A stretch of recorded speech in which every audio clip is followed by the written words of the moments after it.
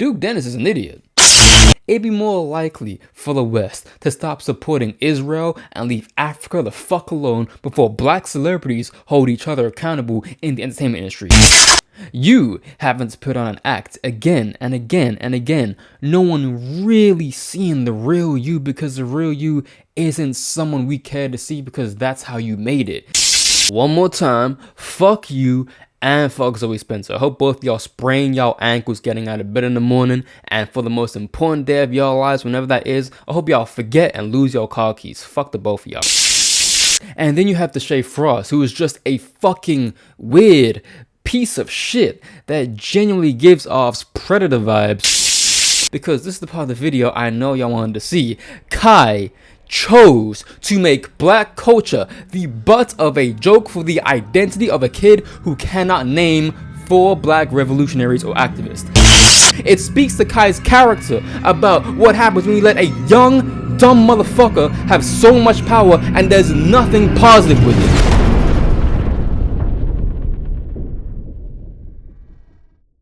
Chat, am I good? Can you hear me, chat? Chat, are you there? Chat? Alright, bet, cool. Love me. All the niggas that make me proud every day, Marcel Kai, man. Love me. Out to Kai, bro, from nothing. Kai dance, give us a fucking life, gang. Love me. He really is a legendary content creator. Love me. Oh, baby, I want you to love me. So like, Love me. it motivates me to Bro, if you think you'll make yourself, it's really fucking My nigga Kai, you just had one of the biggest motherfucking events I have ever seen in my life, bro.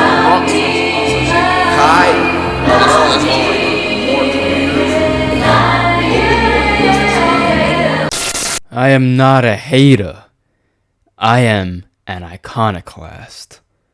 Last year, I made a video called The Epidemic of Trash Black Content Creators, a light critique of how content creation to the degree within the black community isn't exactly something you should base the greater ambitions of your life on given the contextual framework. Then, I made the Black Excellence video, which discussed the illusionary haze contained within the term Black Excellence, which was just another way of saying Black bourgeoisie, which is just Black capitalism, which is no different from capitalism. Thereafter, I wouldn't make another dedicated video on this topic until I briefly touched on the man that is DDG, something that served as a preface to this. In between those 3 videos, I have stressed to explicit proportions as to why black content creators and streamers that exist in a particular vacuum are agents of the same oppressive media we pretend to condemn. Agents of this structure keep not only the working class in a rat race, but the middle class, which is still pretty much the working class, that look to work to venture into the ruling class, the higher echelon of society. The operative word is ruling. That doesn't just mean those who are rich, but those that have a controlling interest in free market trade, privatization, asset management, wage labor distribution. In other words, own the means of production. Those people are actual capitalists per Marxian definitions. And if that word scares you, then you better get used to it, because I got a scarier one.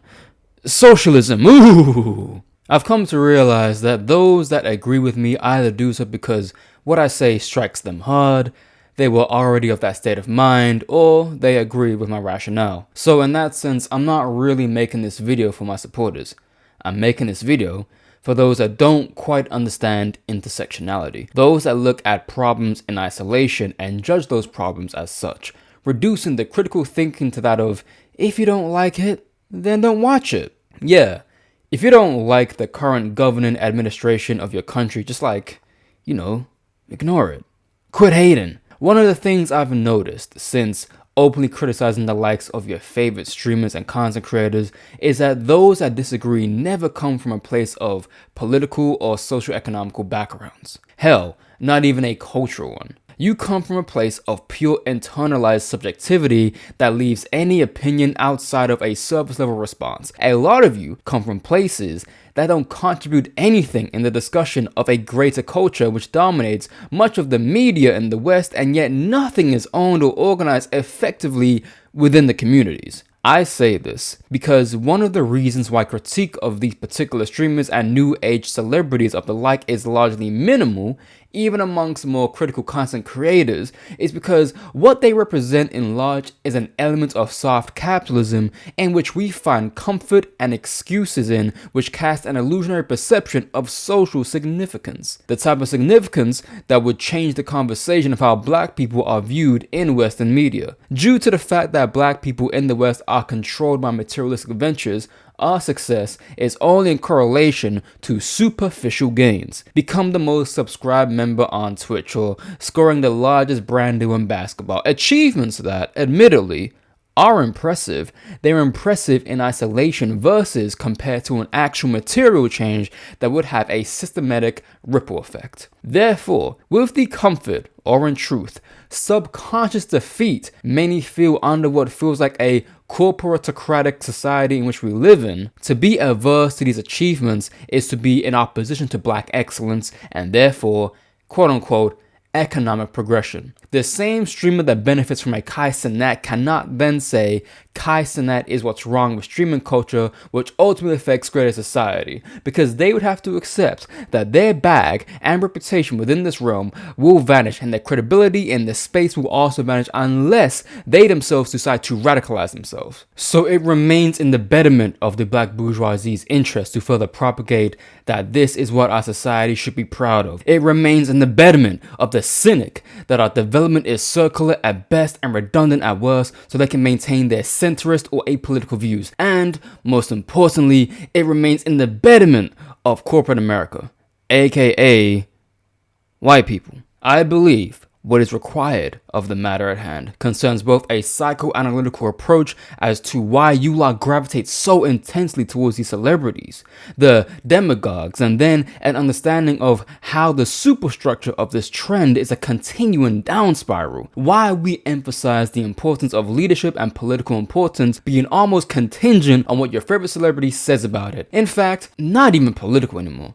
We can take it down a notch and talk about how impressionable and dumb some of you are to excessively show support towards those that haven't done shit for you or society outside of making you laugh, thriving off of conflict and misunderstandings, not finding the irony in stressing the monotony and sexualization of hip-hop, but not the depravity that's transferred itself over into the streaming world. I'm just glad somebody's finally calling out all this loser shit. In this perspective, I think we know what this very much is akin to: a parasite and a leech off of black culture that is constantly invited by the very people that preach that we made this shit foolishness. Don't you think it's odd that in this content space there's a heavy emphasis on achieved accolades over white counterparts, which strengthens this fickly sense of achievement? That we don't identify this as a problem on a more universal scale? A lot of people say this is the downfall of Cenat. I say it's been encouraged for a while from both black and white people. And those that strive to see him succeed the most are those that additionally strive to be part of the same social strata that fall into that survivorship bias, or those that already exist in it. Because, and this definitely requires explicit clarity on my part, I truly think, a lot of black people don't even like Cenat. Or should I say, don't actually respect him. And I'm not even talking about his black people have no culture comment, but trust me, we about to get into that later. In fact, the introducing chapter will touch on the basis of that comment from a more social level, as it is not a unique thought to Kai. But black people don't respect Cenat because he is an instrument that panders to the lowest common denominator of individuals, deluded to the notion that he represents black people in a positive light. Now, I need to specify the type of people that don't respect him. In the analysis of the black bourgeoisie and the black elite, a proximity to wealth and a structure that will elevate you out of poverty is void of feelings and or philosophies that conflict with the community at large. It prevents you from being anti-capitalist because it frees you from needing to have a genuine political thought. It prevents you from being a critical thinker because it frees you from needing to be intelligent. It prevents you from having to stand against the ruling class because it frees you from the very community it seeks to destroy. It frees you from the proletariat black man and indoctrinates you into the petty bourgeoisie. So, when Cenat, in all his naivety, genuine intent, but naivety, talks about building a school in Nigeria, because his general understanding of economics, land ownership, government, regulations, policies, infringements, maintenance, and overall construction of this very object does not exist in the minds of the fast fashion viewer, if they cannot physically see a school under our westernized tinted glasses being developed, and therefore pressure and expectation upon him that should be unbecoming of any black person towards another of their own. Not because they care about the school at large, but they criticize Kai in a very skewed, unfair, and racial notion because he discovered something he connected with, that being an impoverished condition he saw their children in Makoko living and sought to help. However, his brand is not built from such, relatively speaking, geophilanthropic conditions, but instead a loud, obnoxious black man who's best used for clip farming and bringing you, the viewer, the closest you will ever be to LeBron James, Lotto, Kevin Hart, or whichever guest he brings on. There is more entertainment in the harsh and critical attack of Kai failing at building the school versus the support from the fans that will give him thousands of dollars just because. And because the capitalist world in which we live in is predicated on exploitation, we, as viewers and children raised under this system, fall into the mind of needing an immediate return from any sort of investment. It also helps the narrative of destroying Kai's image if the school is bought into question, and more importantly, so some of you leeching, gross, disgusting ass dickheads can generate content out of it. Just look at Dr. Umar and his recent scandal with the school, as most of you wanted to see the school fail as opposed to succeed. But that's a story for another day. The point being is that we in the West, in large, are very materialistic and unorganized, inherent problems from the days post the death of X and King, when radical thought and traditions were fading more and more into obscurity, and large option for more soft capitalism and conservative ventures. We thrive off of social and instant gratification, trends, hype, and being validated. Cenat perfectly encapsulates the reality that your most average person of character could be in his position. Understand, he is not an original thought or mind. He is not a pioneer of any creative engine in the elements of further black stability, ownership, importance, independence, nothing like that. While he is a resourceful host and he does pretty outlandish events, I've far grown past the point of giving accolades for anti-representation, as should you, and his ability to create such things in which people find purpose in him, not Kai himself. He doesn't only display an abundance of ignorance, but he cultivates a culture that, in truth, worsens the only field black people of this age group are trying to obtain dominance and prestige in. No, not entertainment as a whole, but streaming and content creation. He is, in all his humility, a progenitor of worthlessness in an epoch of an already destabilized and uncoordinated community and culture riddled with idiots, weirdos, abusers, and enablers of the aforementioned. No matter how far away he tries to be from conflict and drama, it's beyond his control. This is beyond control. There is no regulation, no moderation, which has created problems that range from, but not limited to, apathy of social political spectrums, copious consumption, advancing diaspora wars, media manipulation, selling out, bourgeoisie advocacy, and, when attention has been commodified, a complete overabsorption of digital media, reality, and fuck shit. Black excellence, once again, out of control. While he is one of many and not the worst streamer, he has placed himself at the center over and over and over and over and over again, to where you cannot talk about the faults of black content creators and streamers and not mention him. Because, and while this doesn't require a dissection for some, Kai does things that no one should support. The glaring one being his Mafiathon streams. While this isn't something exclusive to him, he definitely encourages others to do it.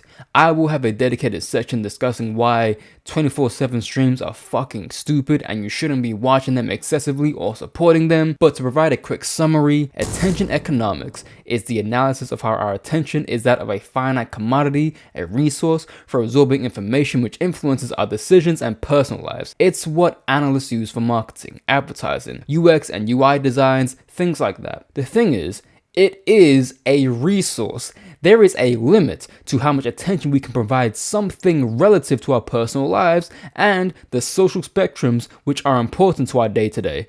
If crafted carefully, systems can be installed to influence decisions that buyers and agents will know you will make because they have studied your movements. There are only 24 hours in a day, and the average person above 21 is working a full-time job or should be dedicating time towards the progression of their life in some way, shape, or form in some capacity. Those that cannot self-regulate are prone targets for advertisers to sell you shit. Hell, sometimes something you don't even need. In the aspect of those 30-day, 24-hour live streams, what you must understand is that attention is a form of labor. When you increase someone's watch time in these avenues, you want to receive something in return, but you are the integral resource to better advance the object's capital and revenue. In throughout the 30-day stream, Kai is being endorsed, sponsored, and constantly incentivizes you with rewards in exchange for your continued attention, while constantly diverting your attention from your physical reality so you can be absorbed in the structure of capitalism that reduces your personal time merely as a metric for another person's success. Your reward? To watch your favorite streamer do outlandish things for a laugh, a moment, praise, recognition, but nothing truly palatable that is worth the exchange. He has just done a high effort job at convincing you that your reward of watching him for free is worth paying him at crazy amounts over and over and over and over and over again, because getting him to 1 million subs so LeBron can cut off his dreads is just incredible news for the unemployed, uninspired, and people with no motion to get excited about. This can honestly be said of any stream of that ilk. Rakai, Blackboy Max, that weirdo Deshae Frost, Kai's whole team of Clover Boys, especially this fucking dickhead, or whoever clouded up goons he hangs around with. This criticism is not just exclusive to him, he just so happens to be the best at perpetrating this problem. Knowing all of this, the agenda moving forward, at least to me, is very clear. Get rid of them. But I can't say this without having a list of very detailed reasons as to why I'm being so critical. No. Therefore, we must unpack, deeply unpack, how the culture in which Cenat has created is not one which must be replicated, followed, or further endorsed by those within the black diaspora, and why Kai and other black streamers and fans of them alike need to stop better at moderating the absurdity in which they produce and consume. Otherwise, the curse of the zeros when you become the devil or the tap dancing Negro. So hot, I've been melting out here. I'm made out of plastic out here. You touch down in the base of my face. Houston, can you hear? Yeah, inch-long national underground thunderpounds when I stop the ground. Like a million elephants, a silverback orangutans. You can't stop a train. Who wants some? Don't come unprepared. I'll be there, but when I leave there, better be a household name. Weatherman telling us it ain't gon' rain. So now we sitting in a drop top soaking wet. In the silk suit trying not to sweat. Hit summer sauce without the net. But this be the year that we won't forget. 1999. Anything goes. Be what you wanna be. Long as you know consequences to giving for living the fences. Hello ghetto, let your brain breathe. Believe there's always more. Don't pull the bang out unless you plan to bang. Yeah, don't even bang unless you plan to hit something. Yeah, don't pull the bang.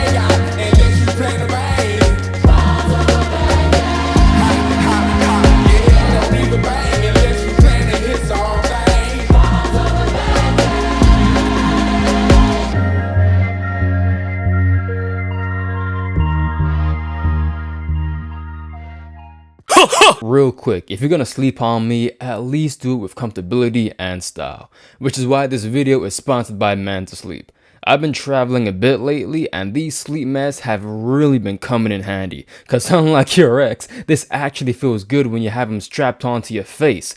Be it the sound sleep mask to listen to your soothing playlist, or the silk mask that replicate that gentle, cuddling touch of your last situationship that ghosted you.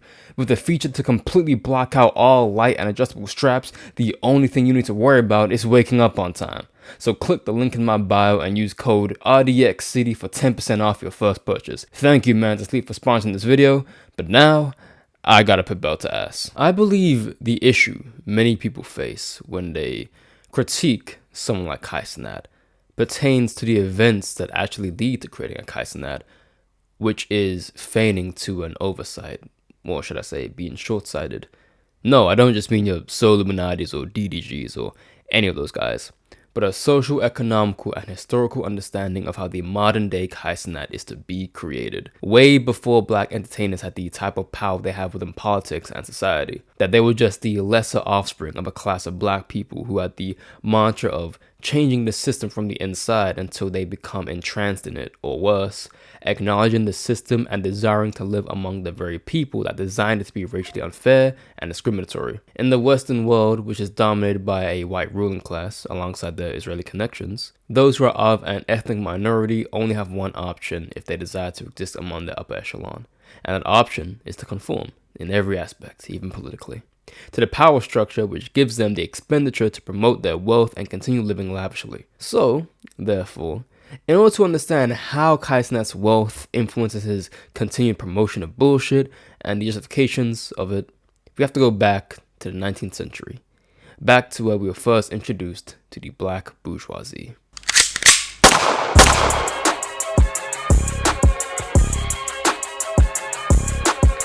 Predating Sir Sean F. Carter, the second Z of his name, and his belief that capitalist was a slur white people use against successful black men, I will never give him an opportunity to live that one down. The black elite, at first, was that of a sporadic and isolated occupiers of the title before the Emancipation Proclamation. Free slaves were able to acquire wealth and capital through acquiring land of their own, but these weren't done in a capacity to where an identified class would emerge among blacks. The rarity of it wasn't even enough to consider a statistic in any large pool of data. However, post the Civil War, free black people were able to acquire land and estates in a greater quantity than before. Those from the South migrated to the North, to New York and Pennsylvania, found a way to establish the beginnings of their growing capital here. In some of the states down south, despite their reception from the whites, where the plantation system was not dominated, black people were in a position to invest in land and estate. With the plantation system gradually ceasing in tidewater sections such as Virginia and Maryland, black people began to populate these sections more and more. Per accounts by activist and educator Luther P. Jackson in Free Negro Labor and Property Holdings in Virginia, in the 1930s, black people owned up to 32,000 acres of land valued at $184,000, which would double both in acreage and value 30 years post the Civil War.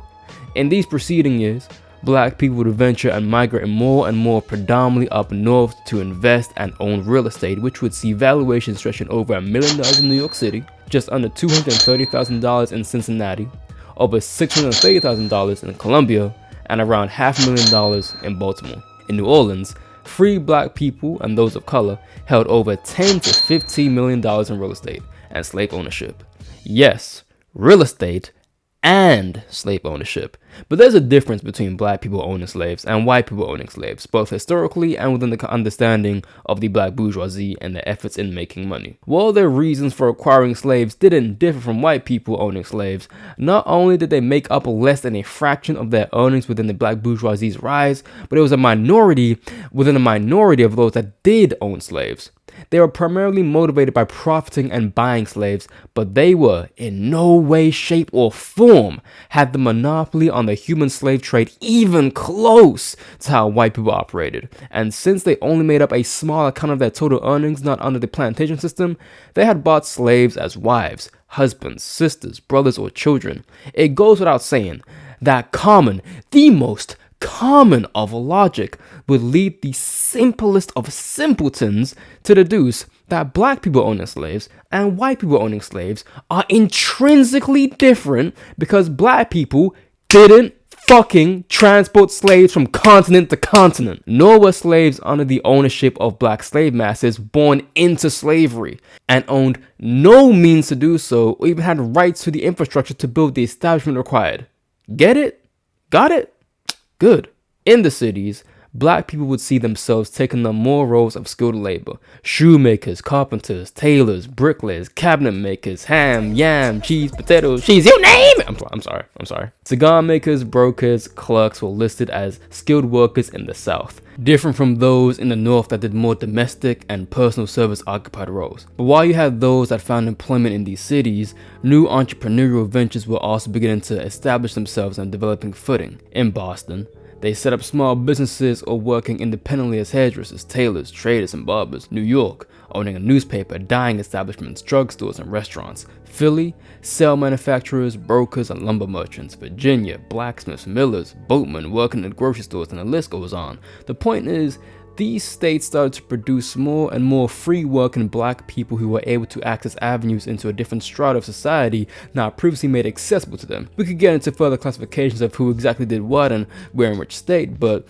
your general understanding should be established in knowing that these specific roles free black people took on in the earliest post-emancipation proclamation. These very occupations, of course, were not done simply with the mindset of making money.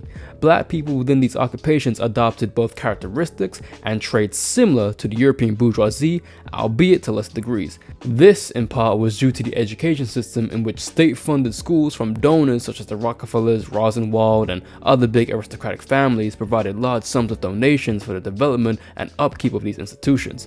But in doing so meant that the investors maintained a controlling interest of these academic institutions. Naturally, this would mean that what was being created was not the autonomous black man, but he who learns the way and understanding of what is required of him to fit into middle-class society. While the first generation of Negro teachers who gradually replaced the early white teachers enjoyed considerable prestige among Negro masses, they too were in a sense representatives of the white man's way of life, and what is important for our discussion at this point is the fact that they were dependent upon the whites who had provided their education. Thus, from the beginning, the Negro intelligentsia, or what the boys called the Talented Tenth, was created by philanthropic foundations supported by northern industries. Their education, funded by these northern states, employed a central idea that would be the overall framework of the black man, which is that they cannot acquire any true political or social work, power, or influence in society. In truth, these institutions helped manufacture the materialistic driven idea within the black man that money is all that matters and equals an opportunity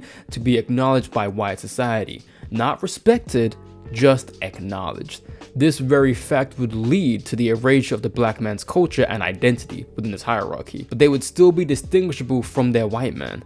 So, what you have then is the black bourgeoisie that have strayed from their roots, those who have abandoned their culture and society, but at the same time are rejected by the white society. Among the class systems that were later developed internally within the black community, that being the separations from the academically educated blacks and those that weren't, the former, despite disregard from white society, irrespective of their position, will later find it more natural to assimilate within the conventions of the white middle class. From this is when a mentality akin to the house Negro, to where their proximity to whiteness will lead to a superiority over their fellow black man. In this case, however, where education was something restricted to slaves, the free black man, now equipped with an education and a means to acquire capital, better in the North than the South, enlisted greater feelings of superiority and a disassociation from the black community, as the association with the public school, their connection with their folk, has been replaced with their learned behaviors of the secular and scientific techniques from the new urban environments. So where you would first have the black bourgeoisie emerging within the West through acquiring greater quantity of acreage and property, you now have the development of Negro masses emerging with a secular guided superiority over their black community. It is also the root cause behind our parents' desires to have us be doctors and lawyers and, highly proficient fields that amass a lot of money, not because these are positions that they want to benefit the African diaspora, but to ensure generational wealth and financial stability. Especially these positions being dominated predominantly by white people, it is, like the corporate world, white adjacent. What I'm getting at here is that success really by any considerable metric in these times was evaluated by your education, and your growing capital under capitalism was abandoning your cultural roots. In fact, in this time period, and I'd honestly argue in many cases that it is the same for people I'm talking about today in this video, those roots still need to be cut in order to acquire the level of wealth to sit at the white man's table. The difference between the black bourgeoisie of yesterday and the black bourgeoisie of today is that the ones of yesterday held education to a much more important standard, and it was a desideratum for obtaining such wealth legally, whereas today, you can still be an idiot and it'll be okay. It is through this you get the crux of the black man's inferiority in the white man's society, where black bourgeoisie thoughts and ideas mirror that of the white elites, where they both conform to their standards and introject their racial micro and macroaggressions. Believing change can only come from the top down, the structure where the wealth hoarded is designed to benefit only those that have worked hard for it and followed the path. These ideals lead to conservative values and philosophies masked under the guise of democracy, with internal desires of finding acceptance in a white man's world. They will undermine the existence of the black community even if the former openly disregard their existence. The accommodationist Booker T. Washington was an agent of this very component and pushed these very ideals within the black community. While he advocated for African Americans to focus on manual labor skills and economic growth, he did so at the expense of radical ideas and traditions and surrendering any political and social autonomy, growth, importance, and independence. Being a slave, his views on labor and existing in the world of the white man greatly shaped what it meant to be a black man. Therefore, he didn't fight for independence, but instead acceptance and compromise in the radical thought and community for the betterment of the collective. This black elite class never believed or advocated for the reconstructing, building, or sovereignty for the community, but further advancing the interests of themselves. Success was not collective, but individualized. Segregation was a temporary pain with the hopes of a long-term solution to acceptance. He wanted African Americans to take the brunt and brute of discrimination and racial prejudice, focus on sustainability and manual labor, and in time, the white man would deem them in a respectable light. He was one of the most conflicting, obnoxious, ostentatious Negroes of his time, especially when, in his early years of the black elite's rise in America, they were mostly mulattoes and they would better identify themselves with their European heritage, alongside class and race divisions. It develops an internal colorist conflict that those who are of a darker complexion exist lower on the socio-economic caste system. They don't only hate and despise you because you're black, but you're black and broke, which, to white people and those that were born into aristocracy, you're uneducated both on a biopsychological and sociological level. Uneducated was a connotation to blackness, and mulattoes hated that, and black people learned to hate that. The main component of all this was the fact that the bourgeoisie propagated this type of lifestyle and a holier-than-thou philosophy, so to speak. It wasn't just about being rich, owning real estate, betting on horse races, or trafficking, or whatever else they do. I don't know, I'm not rich. Rhetoric that's still present in the modern age, but just replace manual labor with streaming or a digital/social platform to amass herds of impressionable young adults, and the two eras become fundamentally indistinguishable. Initially, North Carolina, specifically Durham, stood as the capital of the emerging black elite class, with its mechanics, bankers, and insurance companies promoting the excellence of this class, and the agents of such continued to strive further and further into attaining the middle class recognition. However, over time, communities in the East started to grow more of an influence and increase the mass of the black bourgeoisie.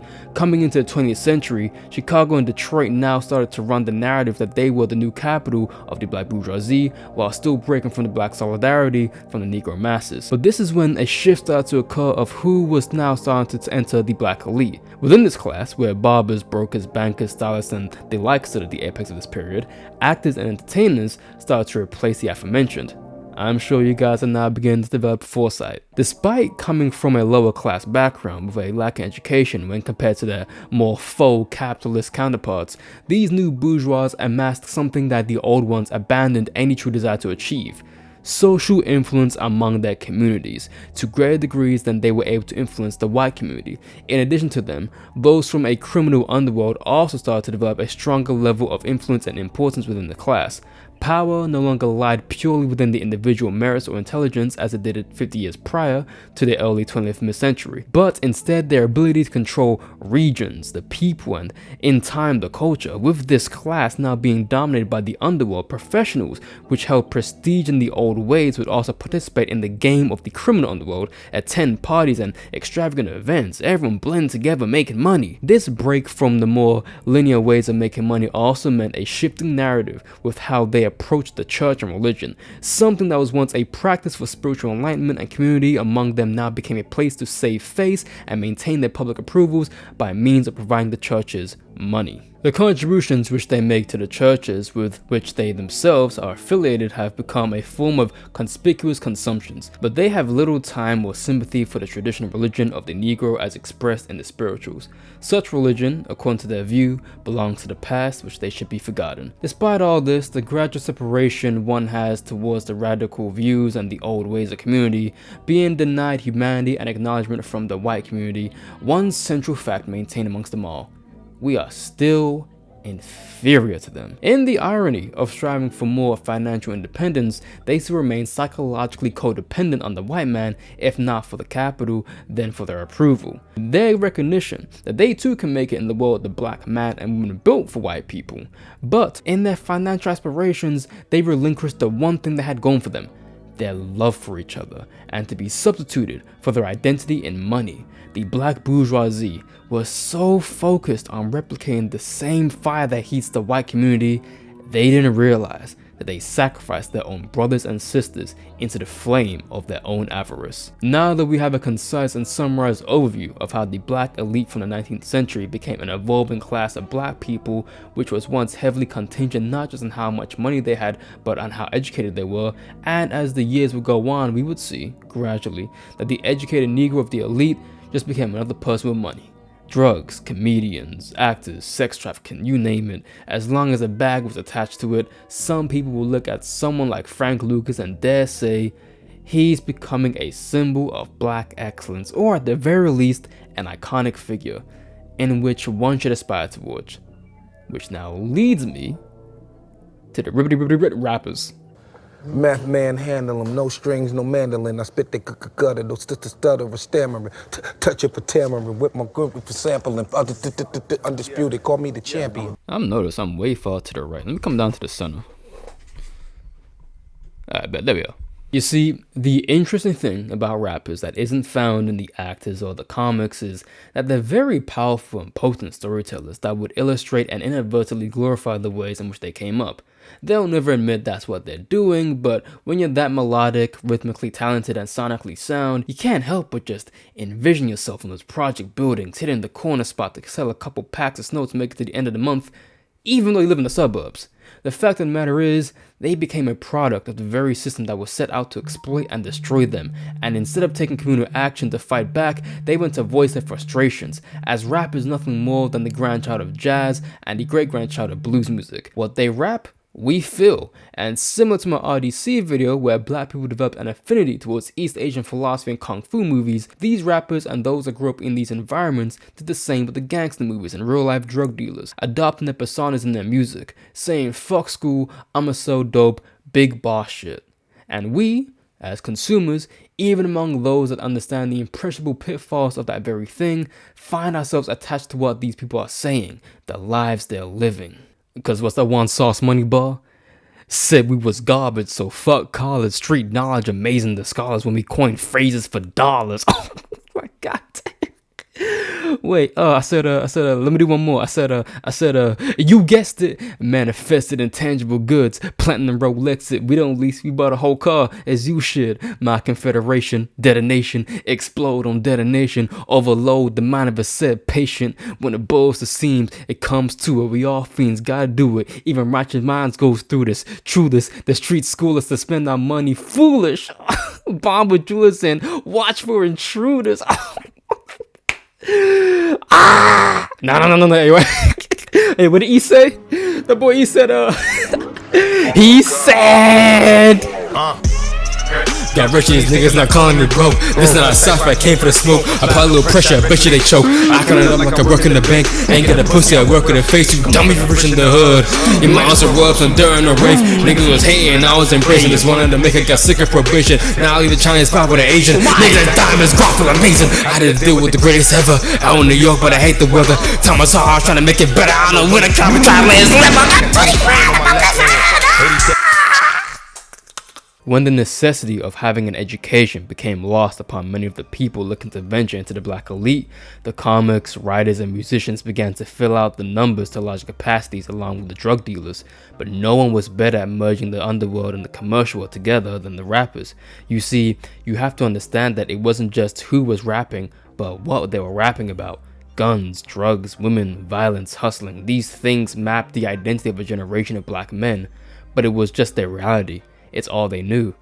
This outlet was more than just an expression of black men's frustrations within the system, but it was a means of being able to make money whilst, to a degree, not venturing far from the community. Rappers became heroes and icons to people and soon an idol to aspire towards, because many of these people were dropouts. Their experiences with the school system was reflected in their raps.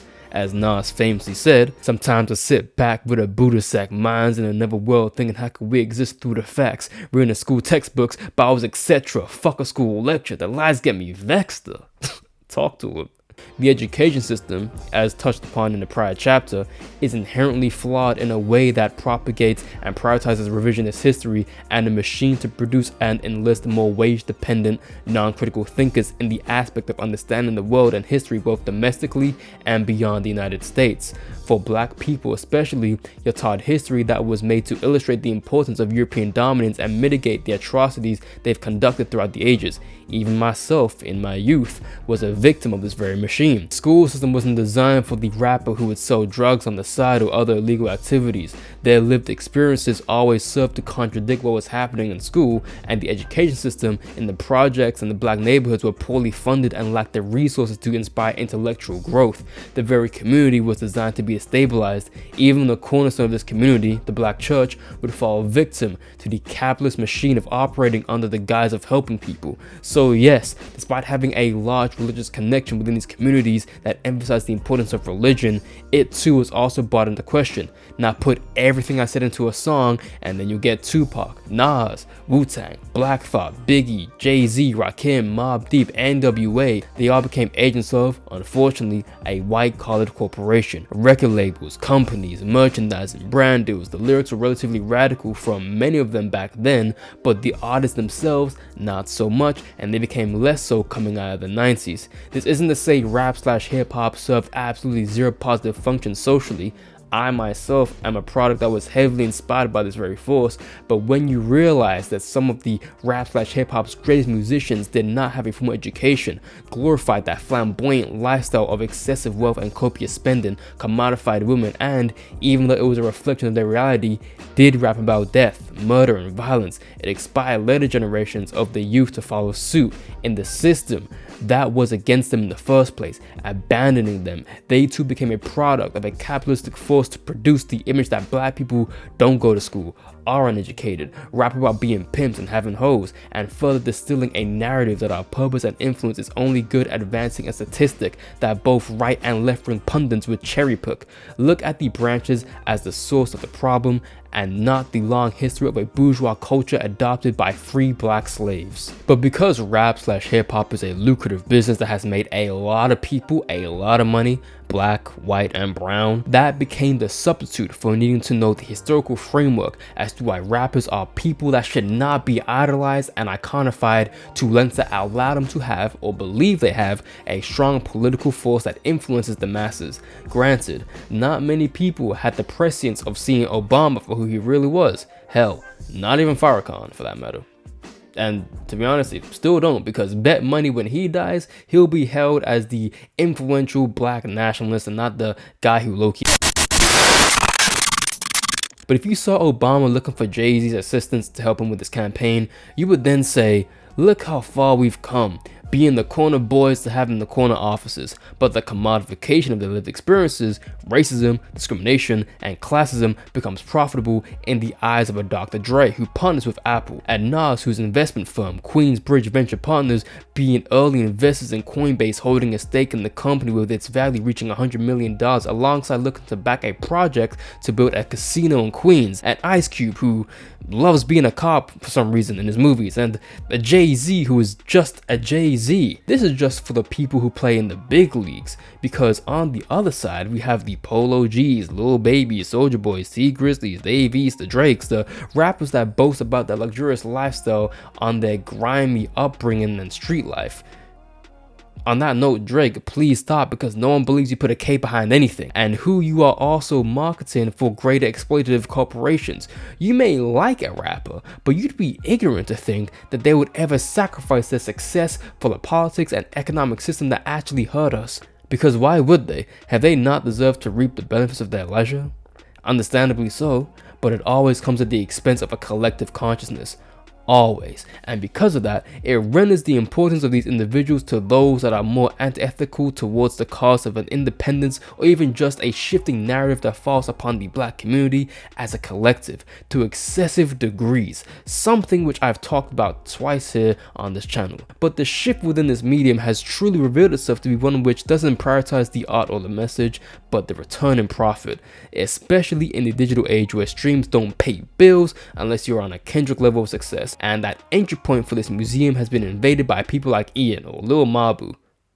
Speaking of Lil Mabu, he is honestly an interesting case study for the tale of the suburban white kid who partners up with the street artist and makes that gimmick his whole style. And as for those featured guests that lack absolutely any sense of cultural awareness whatsoever or how this reflects on the greater collective, also use him as a means to market themselves. The white rapper remains very strong and prevalent to where they have 3 to 5 year lifespans before they drift into another genre of music or just fall off. But to the rappers that love to express the importance of this art form, something so sacred, the irony is lost upon them when they keep inviting this very phenomenon into the space.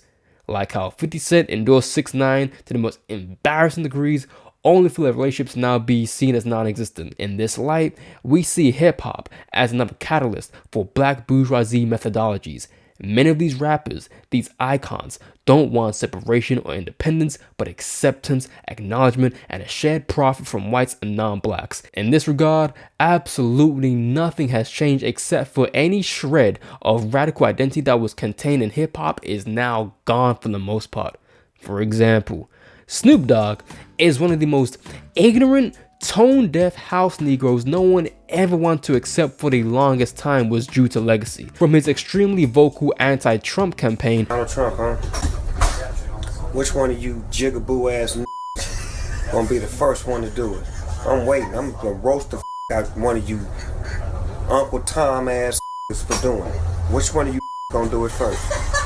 Osborne's the one that performs for himself. To supporting him at his inauguration isn't anything new or surprising. As we know, when it comes to politics and social issues nowadays, the rapper's mind does not venture to any critical or reflective realm if there is no money to be made. And his response to all that was, I'm still black, I'm too peaceful for all this, and stop hating and focus on yourself. Right, stop worrying about mine. I'm cool, I'm together. Still a black man, still 100% black. While Snoop Dogg has long since abandoned the streets of Long Beach, California, no longer is the active MC he once was, and spends the rest of his days populating various media, it means very little in the wider perspective of the actions he has decided to take politically, where the longer a rapper from the 90s and early 2000s exists, the more A, skeletons come out of the closet, and B, they adopt democratic affiliations and ideals but have completely disregarded any of their radical ones. The trajectory to this is almost identical to how much money these rappers make, have, and their relevance. And a lot of these guys are beginning to endorse AI.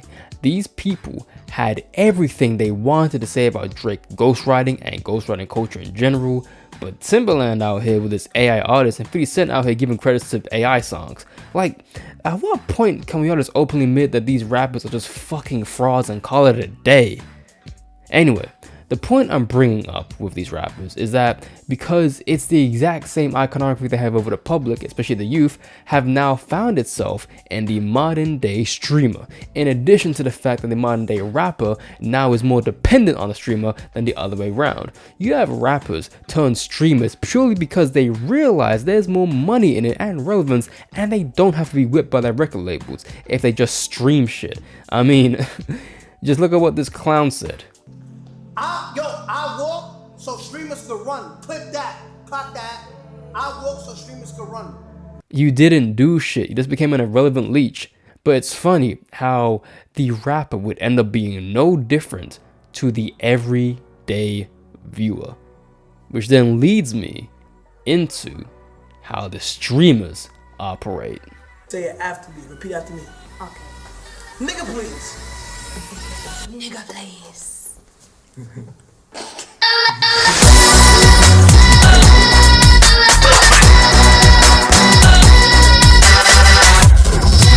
Over the last several years, well over a decade at this point, social media has been the most powerful tool for the access, spread, and intake of information, with TikTok being one of the more advanced and intuitive platforms with its brilliantly tailored For You page. The doom-scrolling epidemic we find ourselves in shows no sign of slowing down, because not only the devices used to access these platforms are in our back pockets, but we consume the content we produce more than we produce it.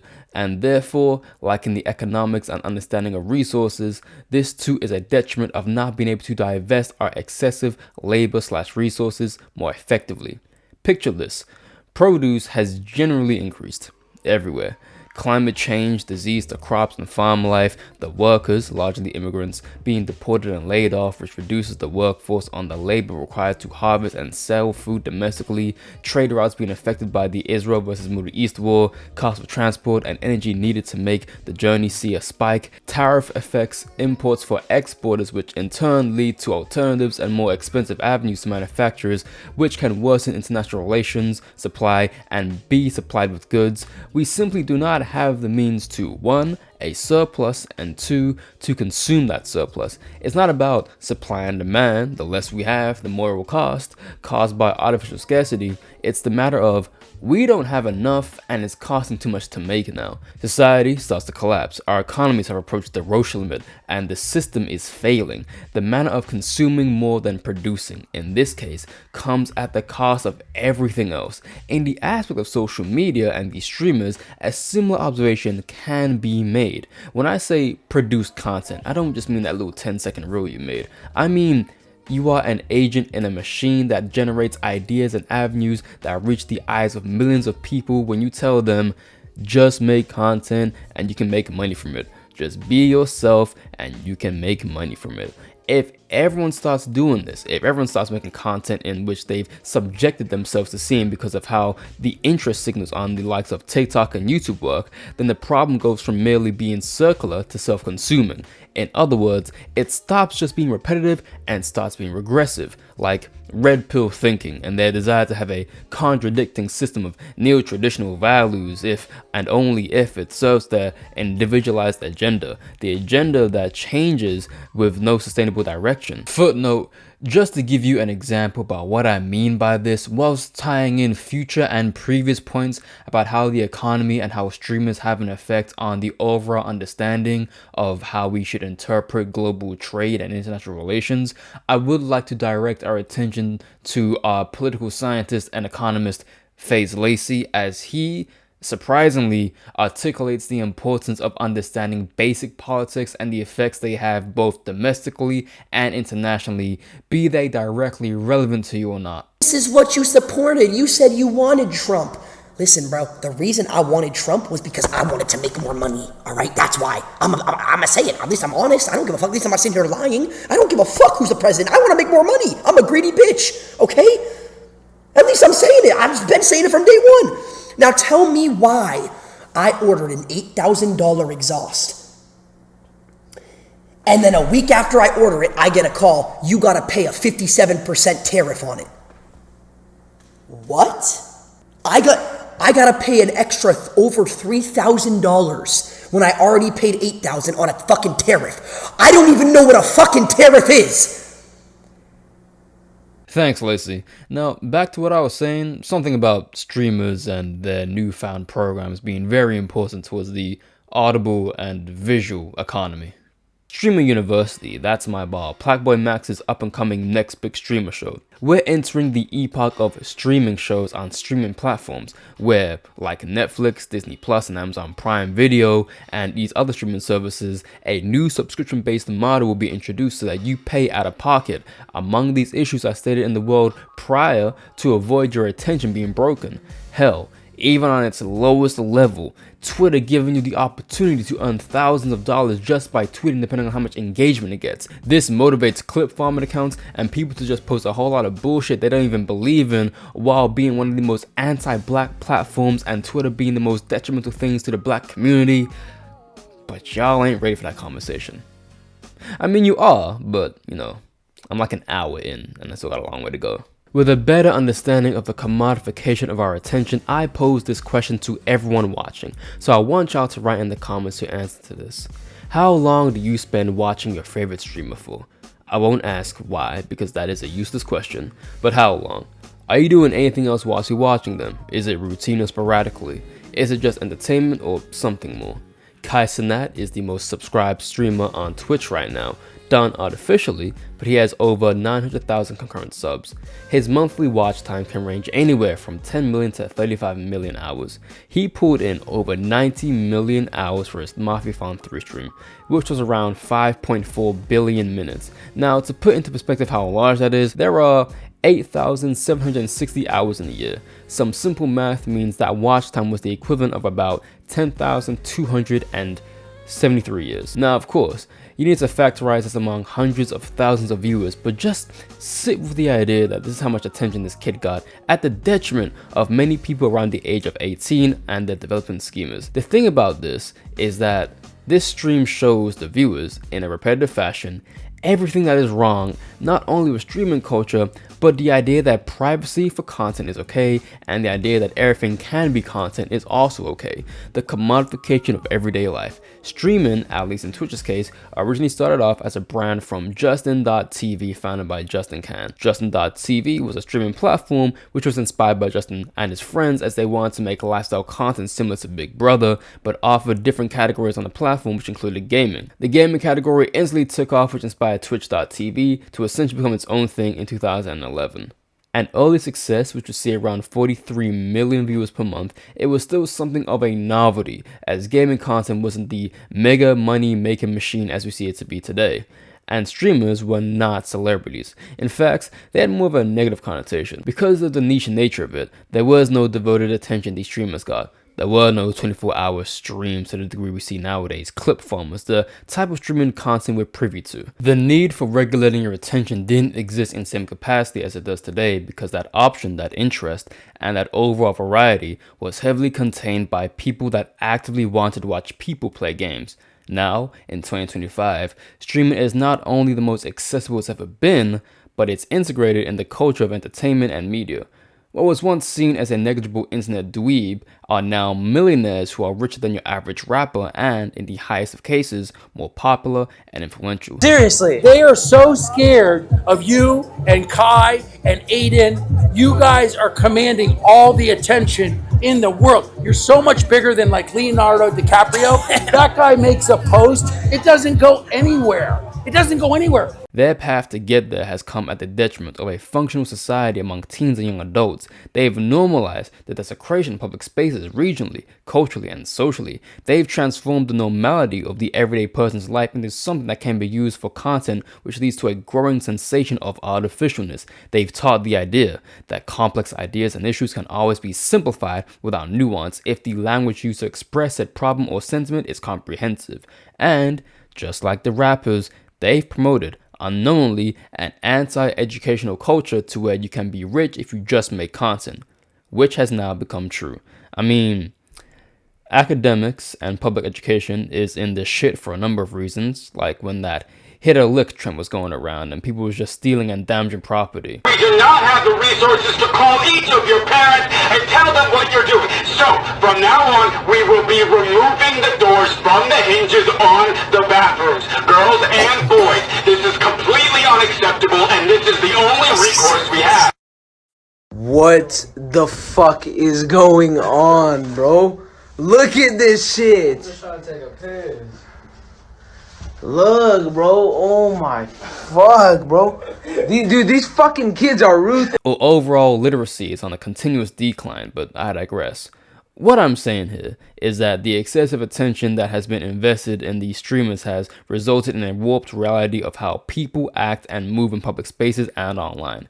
Because the very nature of a streamer is to be the agent of providing a live broadcast, the simulation you find yourself is not one of a more carefully constructed mechanism as you would find with people who have pre-recorded videos, but instead an immediate live feed of information happening simultaneously. This means, to the average viewer, that this reality they perceive is to be a reality that they can themselves participate in, regardless of the greater social economic consequences they may bring. Let's take Ash Alk and Nina, for example. In this highlighted clip, Blackboy Max tells Ash Alk that if he throws Nina's food away into a bag, Max will give Ash 100 subs, which is the equivalent to about $500.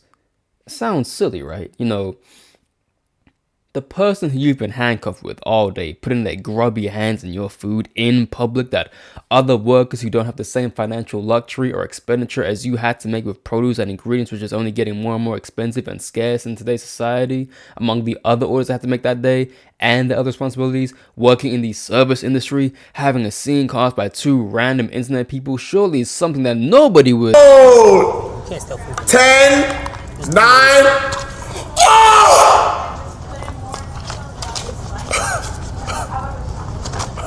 We should probably just take this to go. But just take it to go. It's getting late, you know what I'm saying? I need my 100. I need my 100 right now. Holy shit. I'm sorry. Look at me. Look. No. I was forced. I was to do this. What the fuck are you doing? No. Listen. It'll all make sense. Oh God, I swear. What the fuck are you doing, bro? No. Look at me. I'm dead ass. What the fuck are you doing? It's gonna make sense. I swear to God. You're playing with the wrong bitch. I'm not playing with you like that. He is. I'm so dead ass. What the fuck are you doing? What the fuck I did? Are you serious? Look at me. I'm rich, babe. Everything paid for.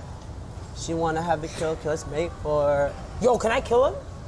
Sir, help me. This woman is attacking me. Are you good in the fucking head, bro? It's gonna make sense. I swear I can't ruin the clip right now. Are you good in the... No, fuck the clip. Are you good in the fucking head, bro? I was manipulated. You don't understand. Bro, I'm trying to eat, bro. There's a higher... What the fuck is your problem? There's a higher power right there. Take this shit on me. Well, shit. Now, to the untrained eye, this is just a ha he he moment. But to that one woke friend, this is a lot deeper than it looks, as it highlights two things. The first one being how easily people are moved and can be bought with money, and the second is how desperate people are moved to be entertained. As you can hear in the video, I can't ruin the clip. The public space which has now been disturbed comes secondary to $500 and a clip that we talked about for maybe a couple weeks. To those in the industry, those workers, you have disturbed their day. Not all publicity is good publicity after all, and those that say otherwise project an exploitative nature fueled by service potential. But to the streamers and the clip farmers, they'll just go home, move on with their lives. For the streamers, for the majority of them, while they seem community motivated, it exists as a byproduct, a convenient association of their primary campaign goals and targets. To publicly embarrass both workers and the streamer you're collaborating with for a clip screams everything I've been saying just now materialized. However, I do just want to say that this is not in the defense of Nina. Fuck that girl.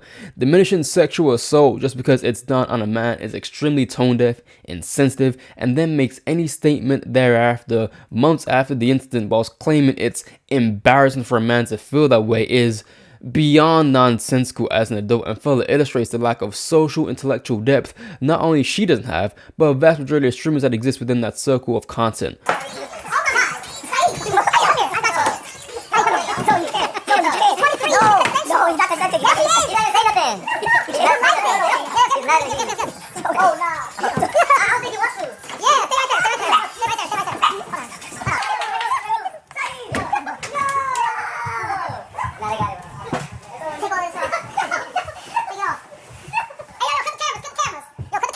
No, so the whole Saeed thing, no one essay Saeed. That's why today I was actually looking for Saeed. I was gonna talk to him, be like, if you definitely felt disrespected as a person, me, I take accountability what I do. If you dead ass felt disrespected, I didn't know. So you better let me know. If you did, I will always apologize. I mean, that's just normal people. But for him to walk around and say all that crazy shit, you never think about what Saeed's thinking too, though. Like, who wants to walk around being called that? That's embarrassing for him as a guy. One more time, fuck you and fuck Zoe Spencer. I hope both of y'all sprain y'all ankles getting out of bed in the morning, and for the most important day of y'all lives, whenever that is, I hope y'all forget and lose your car keys. Fuck the both of y'all. I really can't stand y'all goofy idiots no more. Jason the Ween and those other face boys also fall into this category with their lifestyle streams and finding the means to monetize normalcy. But because the viewers have not been able to regulate the labor of their attention, any critical analysis of the subject in question does not exist, because you have been taught that you are not supposed to critically analyze the media, because if you do, you would not support any subathon. Those that satirize subathons and those that criticize subathons should not be seen in the same light.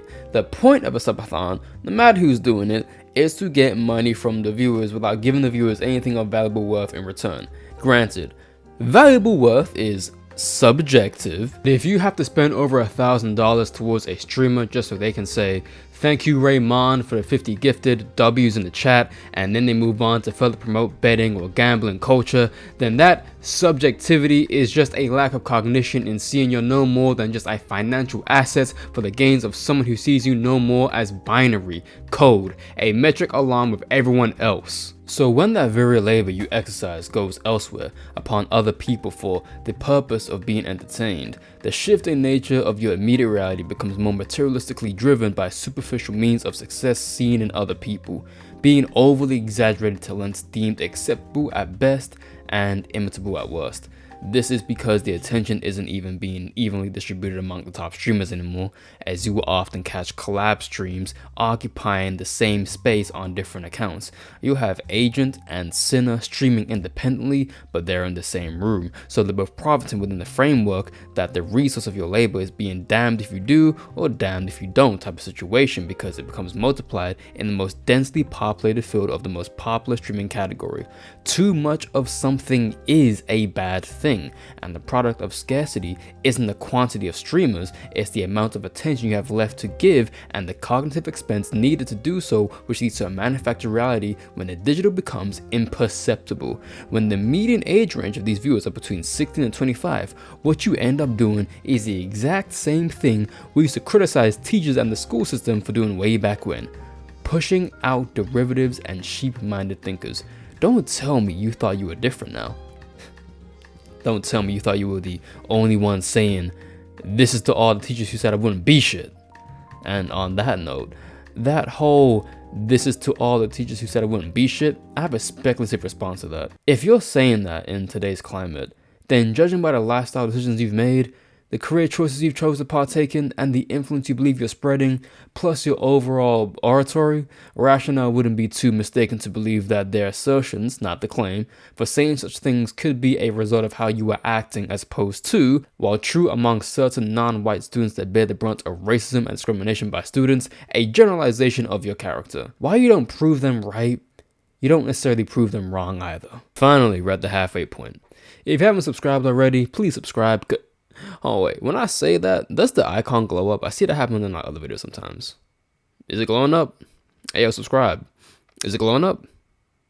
I don't know. Anyway, I mean, you're already here anyway, and you've given me the patience and time, which I thank you for. And because of that, now that we finally have all the necessary groundwork out the way, y'all can truly see this man for who he really is. Let us now, finally, talk about Y'all make me happy as fuck, and I really appreciate that. And I know people in here aspire to be shit. Y'all niggas put that foot on that fucking pedal, and y'all niggas go. I may think what I think and say what I say, but the one thing I can't say is that Kai Cenat is an overnight success. While it may feel, to some, like he came out of nowhere, he started off his journey just like how anyone else would, working tirelessly producing content with nothing but a camera and a dream. Coming from the Bronx with next to nothing, living in homeless shelters from time to time, and living thin, Kai's upbringing isn't one which is particularly unique in the analysis of a content creator coming up within this region. It was when Kai started high school he would embark on the journey of his content creator life path. In the 2010s, he was constantly working on his craft, seeing what works, what doesn't work, what people like, what doesn't stick, just being experimental. The primary constant, though, was his personality. It was something that his growing fan base was able to associate with and latch onto. And to be honest, I'm not going to criticize that heavily because that would be largely unfair given the type of Vine-esque content that was circulating at the time. What was trendy and deemed socially acceptable, or, at the very least, wasn't held under scrutiny in the same lens we would hold it today. Sure, he imitated the loud and ignorant black archetype, but he was around 12 to 14 when he started making videos, and those like Daystone Power and King Batch were doing just as harmful content towards the black community in terms of conforming to such stereotypes and white people's haha monkey monkey type of humor. And of course, KSI. Maybe at breakfast. While nothing really separated Kai from other people, his consistency and commitment to the cause was enough to get him a steady following. The typical reactions, pranks, and content that everyone else made at the time was what he was going for, and he was succeeding.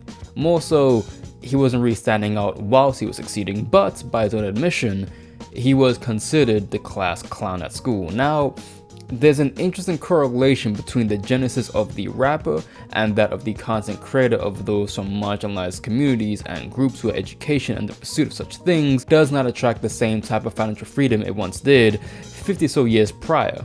A black child's perspective on education has ultimately been morphed by the icons in which we see displayed in pop culture and media, and as I mentioned earlier in the video, the intense push for such certifications does not have a place in the importance of self-determination anymore, likewise with radical ideas of the black artist. But what did maintain in both the rise of the rapper and the rise of the content creator is the motivation to make money and religious, often Christian, connections. Therefore, when you yield social and intellectual ignorance via the aversion of education, be it didactic or not, this becomes a common result.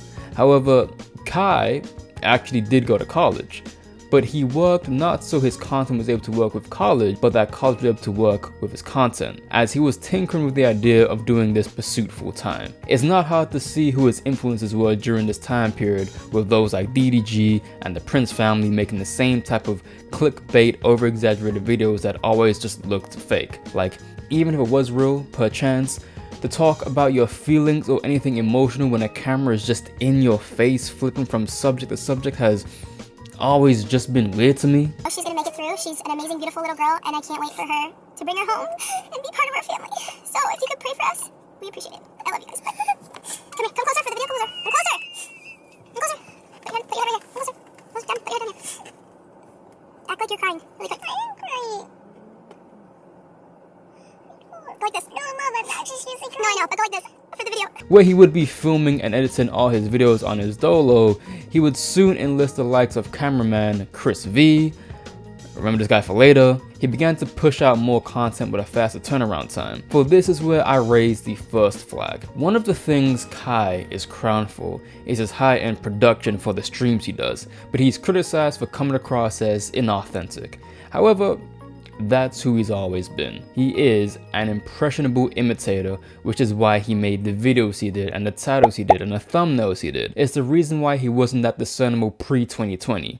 Like I said in the very beginning of the video, he is not an original or unique character, and because of that, if you look back at his old videos, you won't only notice similarities, you'll experience content fatigue even back then due to how popular that type of content was. Once again, direct comparison to the music industry of hip-hop. But the reason why this didn't cause him to fail isn't just because of his later associations he made with Phantom and soon to be a pivotal member of AMP, but it's because of the ecosystem of social media and content creation profits the most when familiarity and the quantity of younger and more gullible and like-minded viewers that see Kai as an opportunity to be just like him. Sitting through some of his old content myself, I can see why those 18 and under would like it. Admittedly, some of them were entertaining. Not because it's good per se, but it's just really easily digestible noise, drama, and gossip-esque media. You know, reality TV. Sorry. Get the step in. What? Just leave. You don't want to be a side chick, so you feel me out. What? Just leave. Get the step in. Which is why I say, retrospectively, the issues of Kai Cenat never changed because this is who he was. Someone who was just influenced and inspired by the people who have tainted the pool of content and, by consequence, created Kai Cenat. Thank you, Damien and Bianca. I really do hope y'all are proud. The minstrel show never left.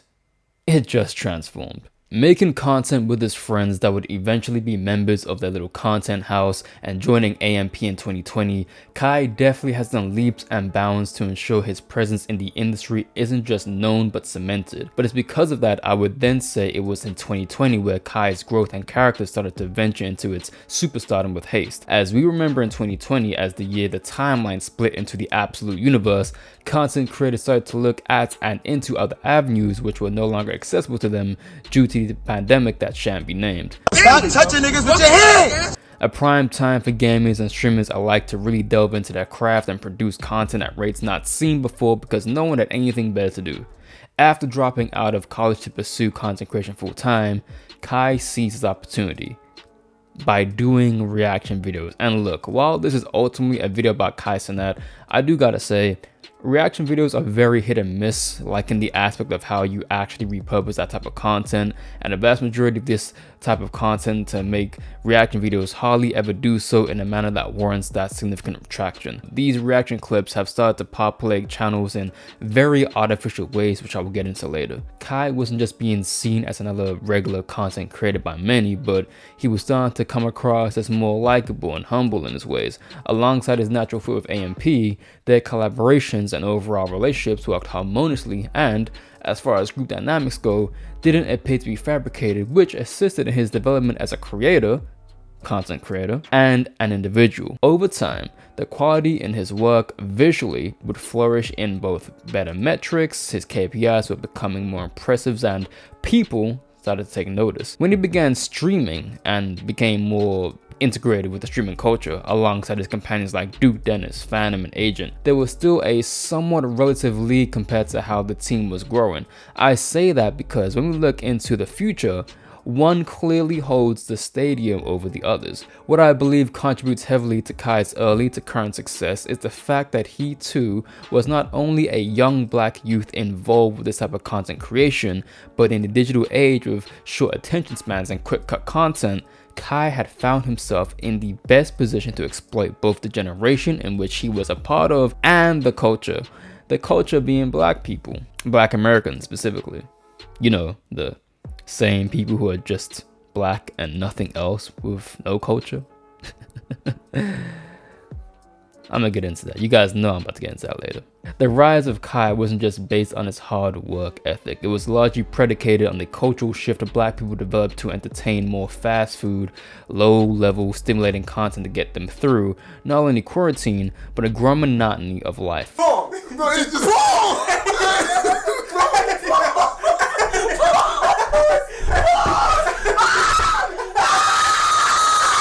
While the class consciousness has been growing now more than ever due to the accessibility of social media and information, so has complacency and cynicism, oppression Olympics, and apolitical tendencies to stray away from having moral and ethical politics and social opinions run rampant under the guise of there's too much negativity in the world already, and you just gotta focus on yourself and get your bag at this point, is an identity that plagues many of those that live in the financial majority. Many black people in the West acknowledge the classist and racist positions we are automatically placed in and find fatigue in fighting an uphill battle. So why the fuck would the general population of viewers want to go on YouTube and listen to a motherfucker like me ramble on and on about why Kendrick Lamar is a hypocrite, or why the hip-hop business is actually against all black people and not for us, or why Jujutsu Kaisen sucks and y'all slander my boy and making me way too much as if Yuji isn't the real fraud of the show? Because I'm getting off topic. Or why you would want to, after being stuck in a crib all day, be reminded that Sudan and Palestine are facing horrific genocides. Why you'd want to be told that booking that flight to Dubai or perpetrating that mirage of society low-key makes you pretty tone deaf and tasteless and low-key piece of shit, or a femicide happening in South Africa. In the demographic that concerns us, black people in large have abandoned the ways of civil rights activism that were not only integral towards communities, but to many of the voices that took stage in the entertainment industry for a set period in time. But those that would likely think such things, those that are woke to such realities, are usually my age or older nowadays. What this means is we're not likely to tune into Cenat the same way an 18, 20, or 22-year-old would. And that's because the range and type of audience he attracted, a lot of the content he produced, the streams he conducted, and the things he would do wasn't just being unnoticed, they weren't even capable of detecting such things because they see an out in Kai, comedically, socially, and economically. There are still those that do. A bunch of them went to Streamers University. But back then, no one was making these type of think pieces. So when you have an audience that capitulates to ignorance of how this agent on his ascension to fame and stardom is going to cause more harm than good, it's only natural that he will propel farther than you could ever envision, and no one was around to stop him. He wasn't different. He wasn't unique.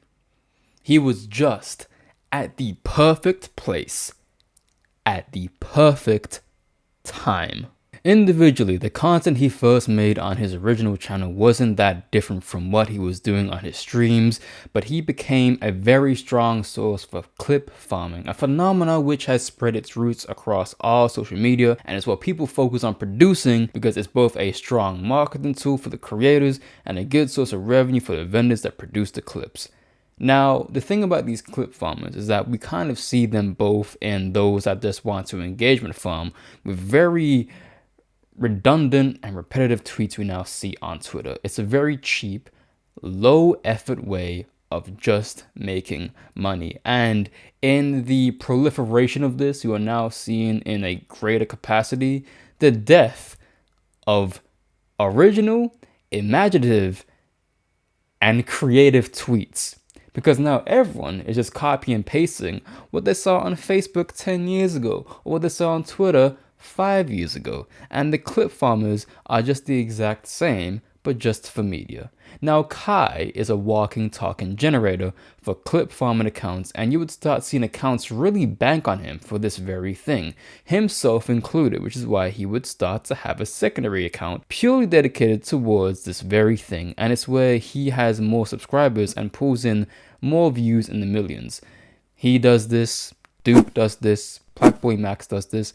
Everyone has a quote name of the streamer live account where they dedicate more attention towards because that's where they make most money. It's a recap account, if anything. So while Kai would still produce content on his primary channel, over time it would become secondary to his other channel as the two, content-wise, started to blend in anyway. IRL streams, in the majority in what we're seeing nowadays, really isn't any different from vlogging. It's from here I want to fast forward to 2022, well after he primarily focused his attention and effort on streaming, and this is when Kai would begin his career as a talk show host. That's who he is. Miraculously, has pivoted most of his attention to akin to most popular streamers.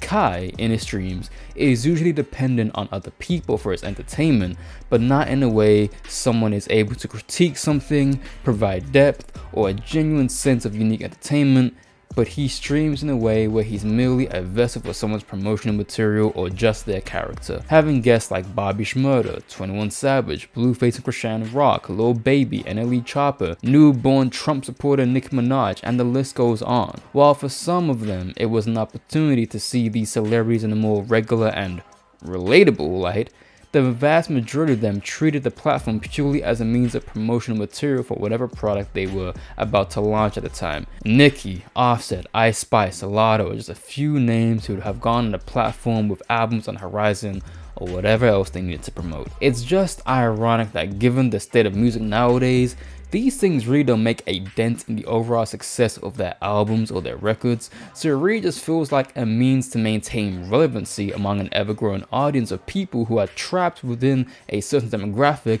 where their mentality doesn't venture beyond fast food content. Kai make bang bang, me laughy laughy. That's really what it is now. That's really what y'all looking at, and that's really all it is. While he would pick up gaming, album listening, review streams, and just talking to the camera streams, the celebrity ones were / are his bread and butter, and would further push him into the spotlight of greater media because, for better or for worse, Kai had just become more of an interactive talk show host.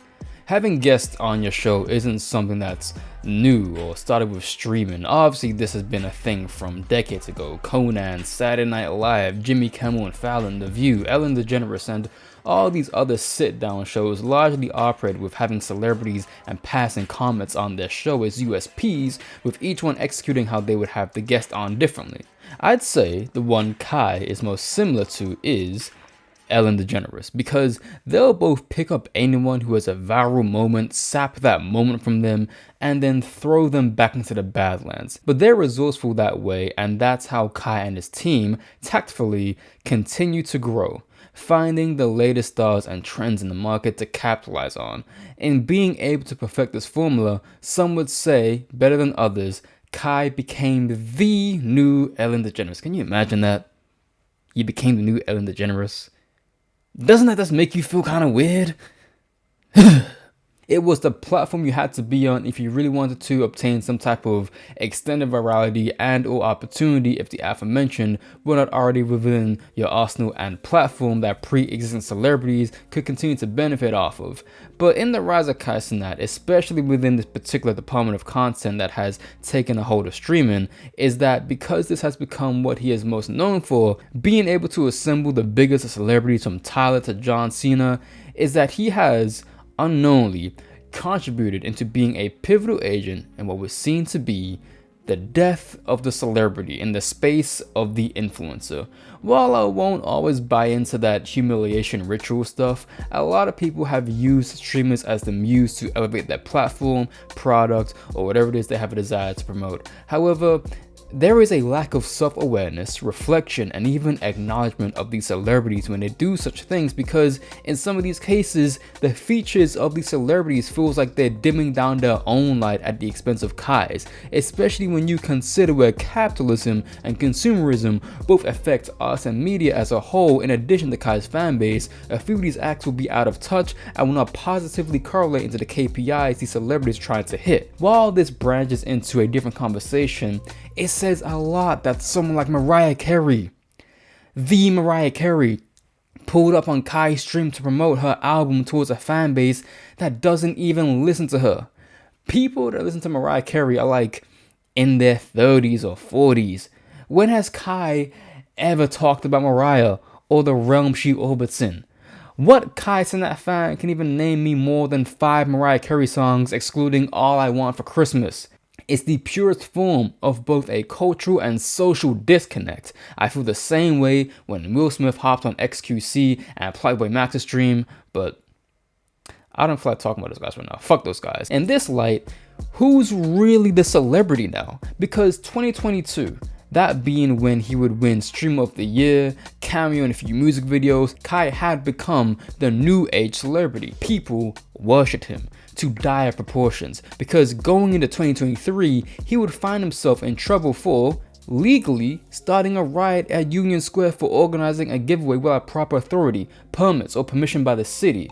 I feel like this event is a very clear and apparent visual of just how batshit crazy these fans really are over people that don't actually do shit outside of screaming into a mic and prance around promoting ignorance. And where ignorance breeds more ignorance, Kai never ceases to evolve past that very notion that the older he gets, his ignorance on matters, issues, social dynamics, and factors grows with him.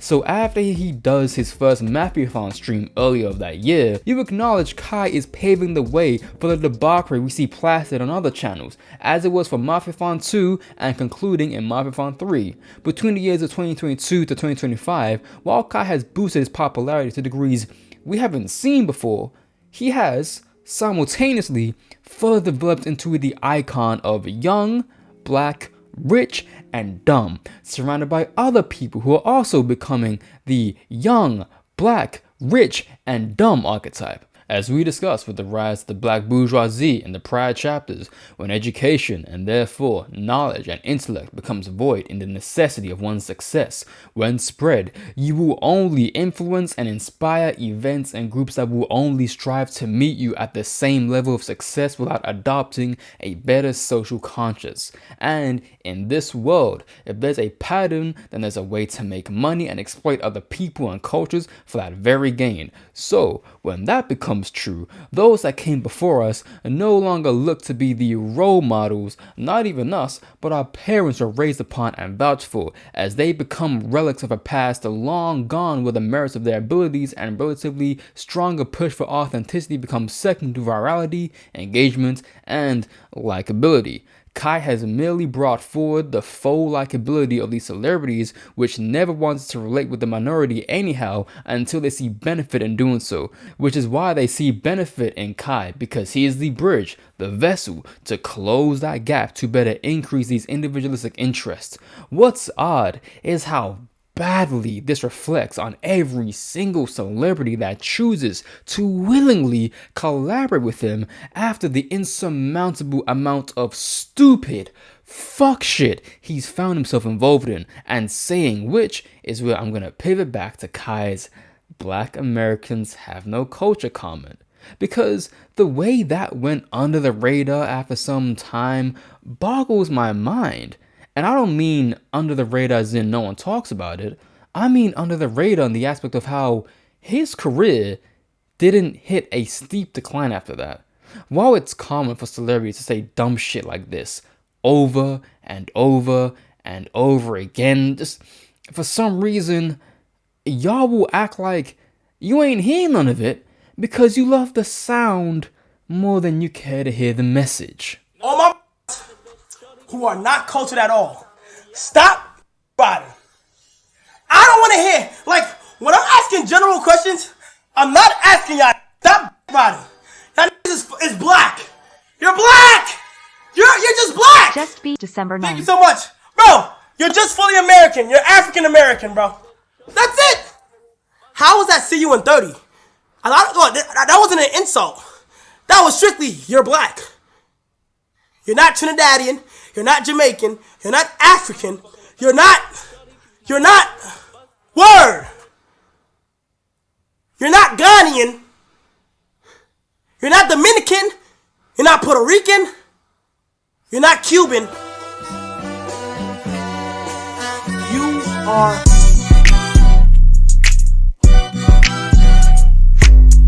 In a country that is so adamant on both stealing and destroying the culture black people have spent their entire lives both protecting and allowing invaders in, and if you think that contradicts, then congratulations, you're learning how to think in non-linear ways, to bypass over 600 years of history, reducing it to merely you're not African or Afro-Caribbean, therefore you have no culture, isn't just a cry to cultural, historical, and overall social ignorance, but it perfectly reflects where we are in society, to where such a statement could be made for one, and where such a career could continue to thrive and flourish for two.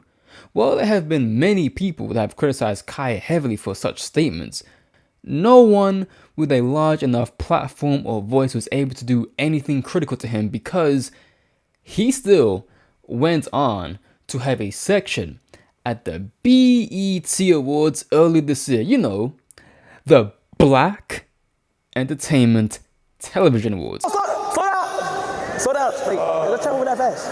Man, that's a telepart. Nigga, that's Kevin part. That's Kevin part. No, you read it. Okay, wait. Me too. What? He still went on to be classified as one of the top 100 creators of 2025. Even though he's not really a content creator. I mean, Lamar, whatever his name is, also got placed, and he doesn't really do shit. Look, Time don't really know what they're talking about with all this. The point is that Kai has, and always will be, by the looks of it, rewarded despite his weaponized ignorance against the very community in which has provided him the platform to reach this measurement of success anyway. His viewers will be none the wiser because he has amassed a community of fans, followers, sheep that do not care in the slightest, and the people that criticize him are those that don't have enough influence to create a shift or move the minds of people because we've been conditioned to simply scroll past it and hope it fades away. I mean, Joe Budden and his cohort of middle-aged losers, with the exception of Mark, is still very well active in their 10th year of his podcast program, despite the abundance of shit takes they spew on a weekly basis. But even they, in all their dusty ass wisdom, would never spew something as disrespectful and ignorant as African Americans are without influence. However, Kai saying this really didn't surprise me in the least because, per the analysis of the black bourgeoisie and the capitalist, the further the black man ascends up the economic ladder into and eventually past the middle class, the further they stray away from the roots in which their traditions and conditions were founded upon. While some turn into the house Negroes, others turn into those that abstain all cultural logic in the grace of further obtaining riches and capital. That very community that birthed him will always come second to the goals of his financial and social endeavors that allow him and his peers to climb higher up the economic hierarchy. I say this with the certainty because Kai is not a stranger to sacrificing his own people and culture for entertainment. He will embarrass and use black women for his own personal gain. He will hang around other black men that will do the exact same thing. He will allow Ray, an East Asian, to appropriate the same culture he says does not exist to extremely racial and disrespectful degrees, but defend him time and time again. There's two different black people, no racism. One is like black people, the other one is a hard R. Like you the hard R. There's some people, it's just a black guy. They look nice, they look good, they look nice, they go to like, they eat. You said I'm a hard R? You the hard R. You the type of one is like hard R. All my friends hard R.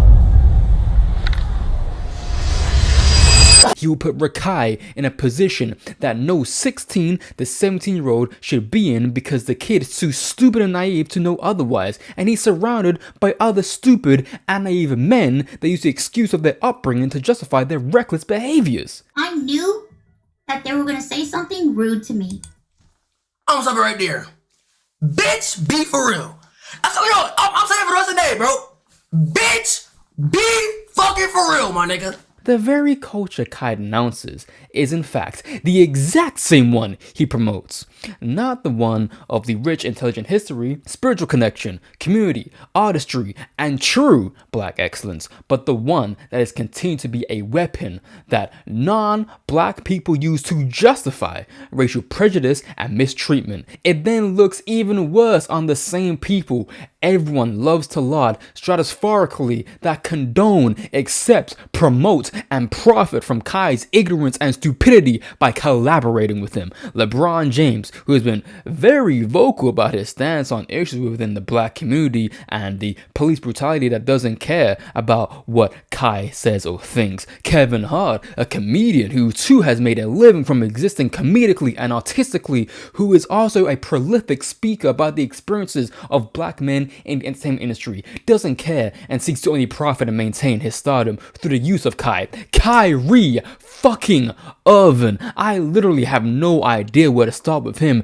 Didn't say shit, nor does he care. And granted, this is not me saying I need celebrities to put their celebrity friends in check, because let's be fucking for real. Like come the fuck on. It'd be more likely for the West to stop supporting Israel and leave Africa the fuck alone before black celebrities hold each other accountable in the entertainment industry. But it is me saying the real outrage is a whisper. The fake outrage is transient, and the consequences have become non-existent. The irony, however, is that while Kai's stupid ass just says shit without knowing what he means, implications behind it or consequences that may follow after reaching a certain level of wealth and or popularity, you realize his very indolence is shared among even the most practical of speakers in this matter for the reasons I listed beforehand. It seems when you take a step back, the only people who really care about the protection and sincerity of the culture are those that help popularize the culture itself. The fans, the people making new trends on the daily, that people jack, the new terminology that everyone loves to pretend isn't AAVE but brain rot language, which is... I don't even want to get into that.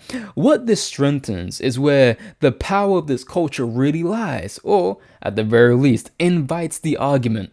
Does it reside in the minority that creates and aids it, or the majority that create and aid it? Are you really going to forgive a man whose rhetoric aligns with such a statement, a discriminatory and racially prejudiced class of people who only look at black people as a means to advance their own interests? Even corporations know better, and they would know not to say such a wild statement since these mega corporations are the ones that profit the most from the black community and the black culture. In my opinion, this should have been a career executing moment, but it reflects the greater issue within the streaming culture, because streamers, at least the popular ones, are a bunch of idiots. None of them are genuinely intelligent or socially capable of understanding the weight of their own words and actions. They say and do things with the disregard of the very culture Kai claimed did not exist, because they too understand that the fans of streamers, the popular ones in which we are discussing, don't know any better than the streamers themselves. We'll take everyone's favorite boy toy, for example. What struck my mind whilst formulating my thoughts on this very specific matter, I'm glad that there was something at the tip of that blade that scratched the spot that needed to be best understood in this phenomenon. Imbreviate. It's not a word. Target has been the target of boycotts from the black community since its removal of DEI programs and initiatives from their services. After the murder of George Floyd, Breonna Taylor, and Ahmaud Arbery, a significant amount of funding was invested, an investment of $2 billion into black-owned businesses, by Target's own accounts to have the total investment made by April 2025. This contribution was in complete support of the black community that would look to better grow the economy of black business and further increase solidarity. Well, not really solidarity. The chairman stepped down amidst the backlash of removing the program, and black business supplemented by white money can easily be destroyed or abandoned by the removal of said funding, as we've clearly seen. But the overall sentiment was to support the black community. Since one of Satan's top priority chief executive officers took charge of the United States of Israel, Target would soon later remove these initiatives and therefore investments, which inspired a nationwide boycott of Target and Amazon Fresh. While the boycott is a complicated matter in its own right and not the subject of this video, the sentiment is simply to not support, invest, or direct traffic towards a corporation that pretended to care about the black struggle. A few months after this, AMP would supply their line of personal care products by the name of Tone in targeted retail stores. A few months after the boycott, this naturally inspired pushback from people who gave a fuck about why AMP, a group of African Americans plus Asian that accentuate what people think is black excellence, remember that term, would even decide to supply Target and similar retail chains with their product, even though these very corporations just literally said, Trump is back, fuck y'all, months prior. And this is what Duke Dennis said in response. Bro, I've been seeing a lot of people mad at us that we got Tone and Target, bro. And it's like, everybody that's saying that, bro, is they hypocrites, bro. They being hypocrites, they are lying, alright? Like, if they had a product and Target wanted them to put it in Target, they would do that because it's what's best for business. Like the same way our goal, like shout out to Target for putting Tone in Target, but that's not where it stopped. Tone, we want Tone in Walmart, CVS, Walgreens, gas stations. You feel me? All around the world, bro.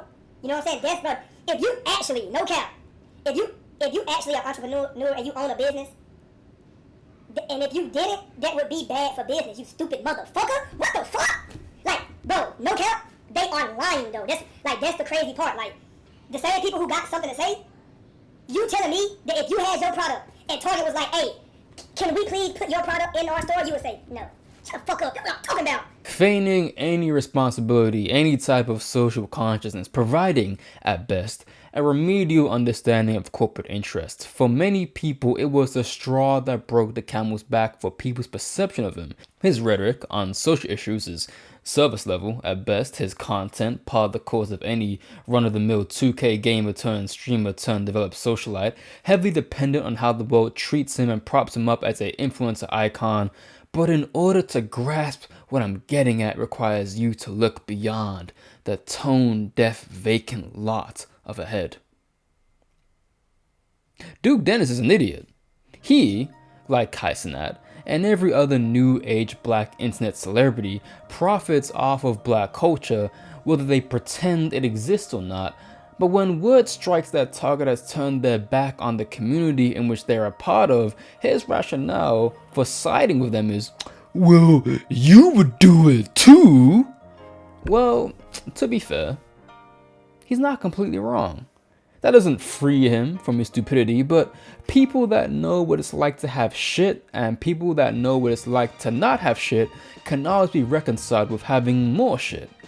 If I counted up all the legitimate sponsorships and partnerships that have come my way since starting YouTube, and if I just decided to not be selective and say yes to all of them, I would have grossed around $10,000 by now. Small change to others, huge money to me, and I'd be lying if I said it didn't tempt me a little bit.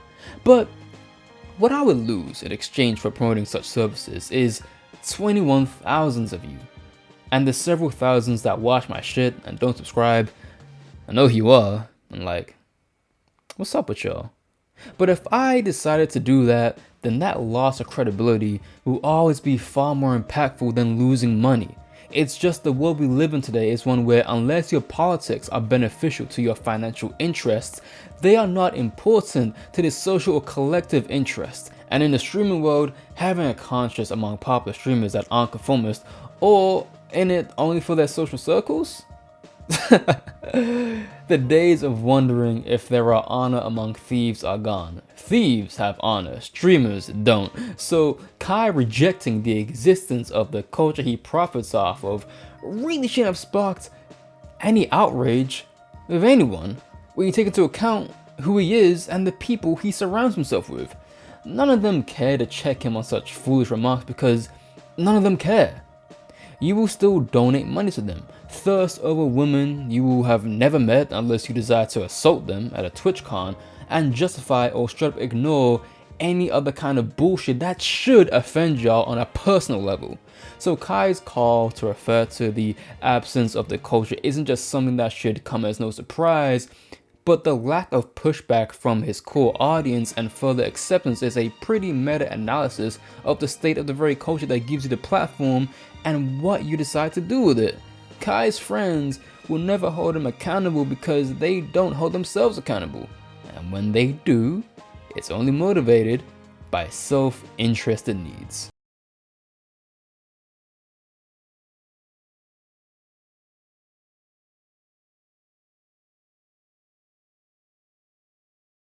You're as real as the company you keep. This is honestly a philosophy I both follow and believe. The company you surround yourself with is largely reflective of who you are as a person because you make the decision to affiliate yourself with said people.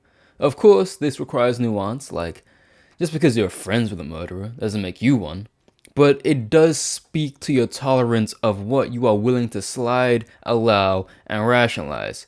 In the streaming world, we're reaching a point where everyone kind of knows everyone in the area in which we're discussing. These connections run deep and are ever expanding. Therefore, it is difficult, no matter how much you say, that's got nothing to do with me, or their business is their business, to largely disassociate yourself from the characteristics of the more animated and problematic identities within such circles. As I mentioned earlier in the video, Kai is someone who is defined heavily by his relationships and someone who has grown his platform in large part to the guests he brings on.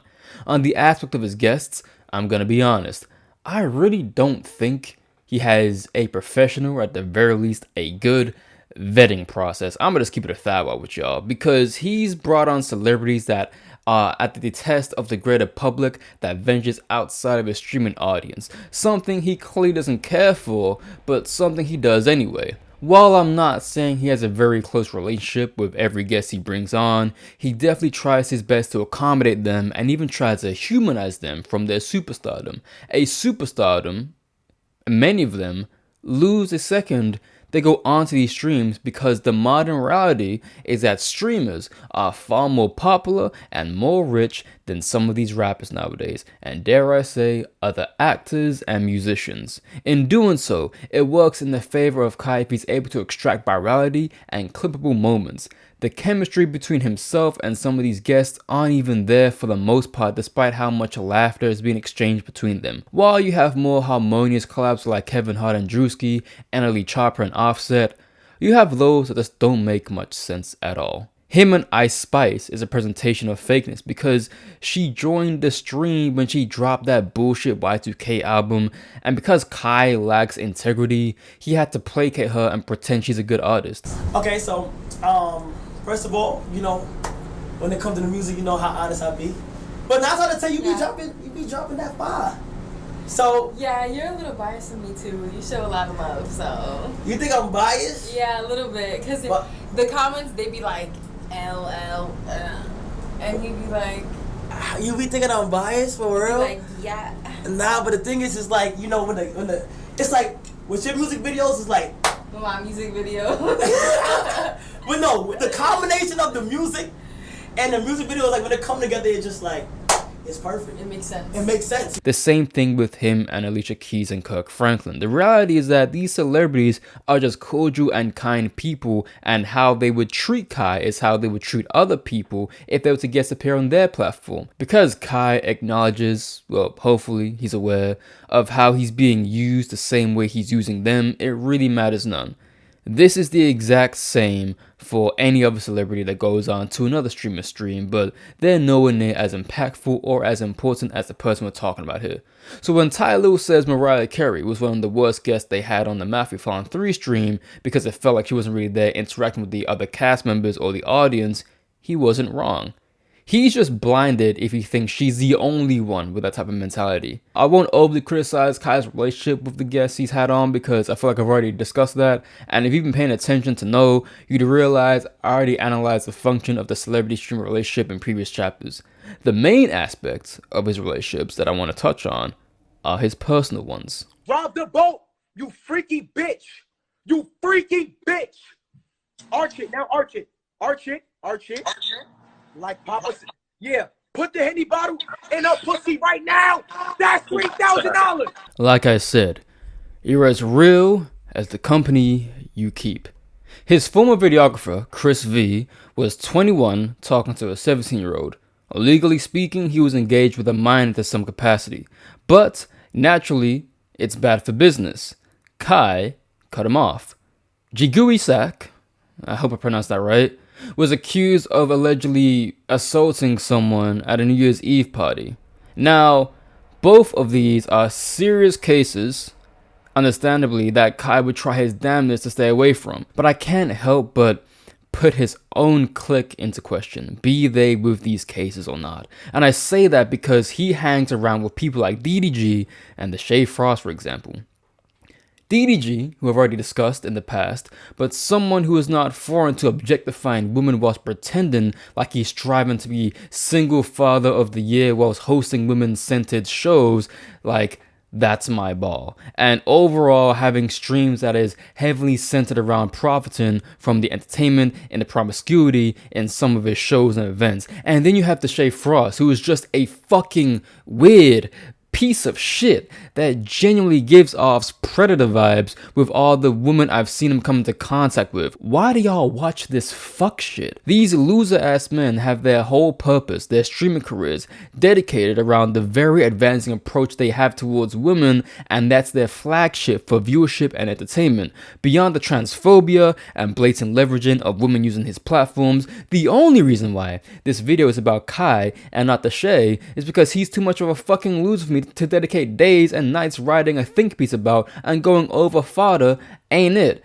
You're not even the leader in your clique. Go and get your boss. This is to say, I think the Shay is low-key, in a capacity, Worse than Kai, because he's too absorbed by the debauchery of the streaming culture, but he's too absorbed in it in a way a henchman gets drunk off his own supply, and the one supplying the shit is Kai by virtue of who he is and what he's able to control, especially at a young age. All of this, Kai not only continues to affiliate himself with the likes of the Shane DDG, but he encourages their behavior by collaborating with them continuously. It would then seem to contradict the very idea of someone who tries to steer away from controversy whilst endorsing and advocating for the existence of the very people that exude such things to the point where it has become a large part of their brand.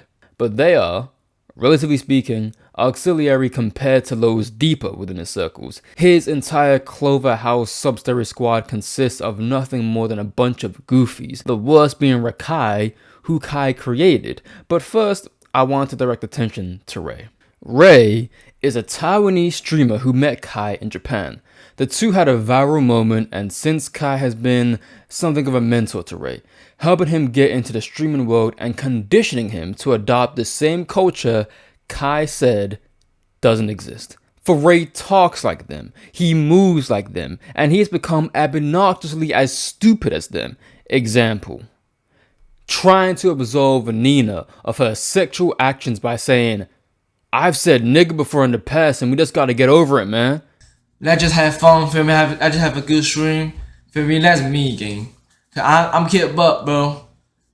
I said the N-word before. I got a lot of bad past. I said some crazy shit. Oh, got been on Twitch, almost went to kick. I feel me? Everybody should have a new chance, feel me? And Nina, I see Nina as a man, bro. That's how I think, bro. That's how I think of, bro.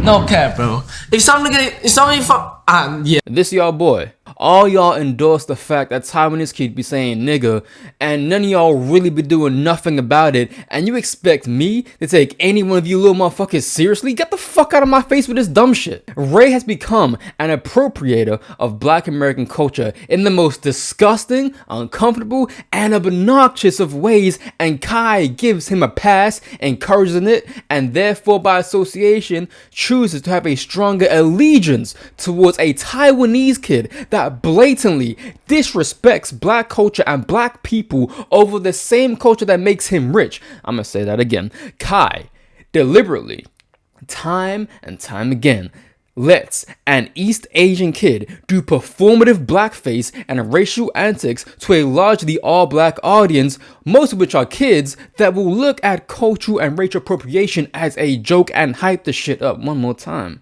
Because this is the part of the video I know y'all wanted to see. Kai chose to make Black culture the butt of a joke for the identity of a kid who cannot name 4 Black revolutionaries or activists. And if you just thought, why should it matter if Ray could name any Black revolutionaries or activists? It's because there's irony in someone who is intrinsically removed from Black spaces, gets invited in, uses the culture as an outfit, all while offering absolutely nothing to said culture in any impactful way. And I feel like his teeth don't get kicked in enough for clearly the blatant racist shit he says just because he's around Black people that don't really check him. They present the illusion of checking him, but please understand that if these lot weren't as successful as they were and were just regular ass people with no clout, they would not have someone like Ray in their circles. You should never have a Ray in your friendship group. This isn't Rush Hour. Stop saying this shit is Rush Hour, and this is only possible because Kai lets Ray do this. He lets him think this shit is okay. He puts him in a concert group full of Black Americans to have his personality further appropriate the culture Kai said doesn't exist. He lets him have a career after Ray be saying nigga. He brought Ray to Jamaica and make him cosplay as a Rasta man. And the worst part, he made every single one of you think this shit is okay, thinking this shit is funny. But it be you same, they not like us. They not like us motherfuckers hitting the Stevie Wonder when this shit is brought into question. When people start saying ain't nothing funny about this, y'all go ahead and dismiss it. But it be you same motherfuckers saying they always trying to be like us on one hand and then drop donations to Ray and Kai on the other one, you pussies. You goofy pussies. It speaks to Kai's character about what happens when you let a young, dumb motherfucker have so much power and there's nothing positive with it. So when you have someone like Kai creating a Taiwanese blackface agent, you have him also creating smaller, more annoying versions of him in Rakai, a fucking 17-year-old. Bear in mind, he just turned 17. So all that annoying shit he was doing beforehand, he was doing whilst he was 16. Why is a 16-year-old around half-naked women on stream shaking ass? Why is a 16-year-old even streaming in the first place? Now granted, this doesn't surprise me because Kai, in his desperation for views and virality, let Lil RT, a fucking 9-year-old, on his stream to promote his song about shooting people and getting money and other types of bullshit when he dropped the F slur on stream. You can tell you something. Huh? Why you ain't gonna? Huh? Yeah. Wait, huh? Wait, whoa. Yeah, we're caught. Wait, whoa, okay, whoa. Hold on. Whoa. Sorry. Watch your mouth. Hey. Listen to me. No, look at me. Look at me. Kai literally endorsed a 9-year-old drill, quote unquote, rapper on his stream, and both of them still have careers thereafter. This doesn't even need a dissection, to be honest, because that was just silly. But in the case of Rakai, he has become so absorbed by the environment of streaming and the streaming culture, he has become an agent of, once again, ill-suited minds and intentions within the black community. You ain't even a high school graduate yet. What world are we living in? Be it recently banned for theft while streaming. Serious? Yeah. Oh, Yeah. thank you so much. God bless you. Did you already pay for them? Yeah, I did. Oh, thank you. All right, have a good day. God bless you. All right, bye-bye.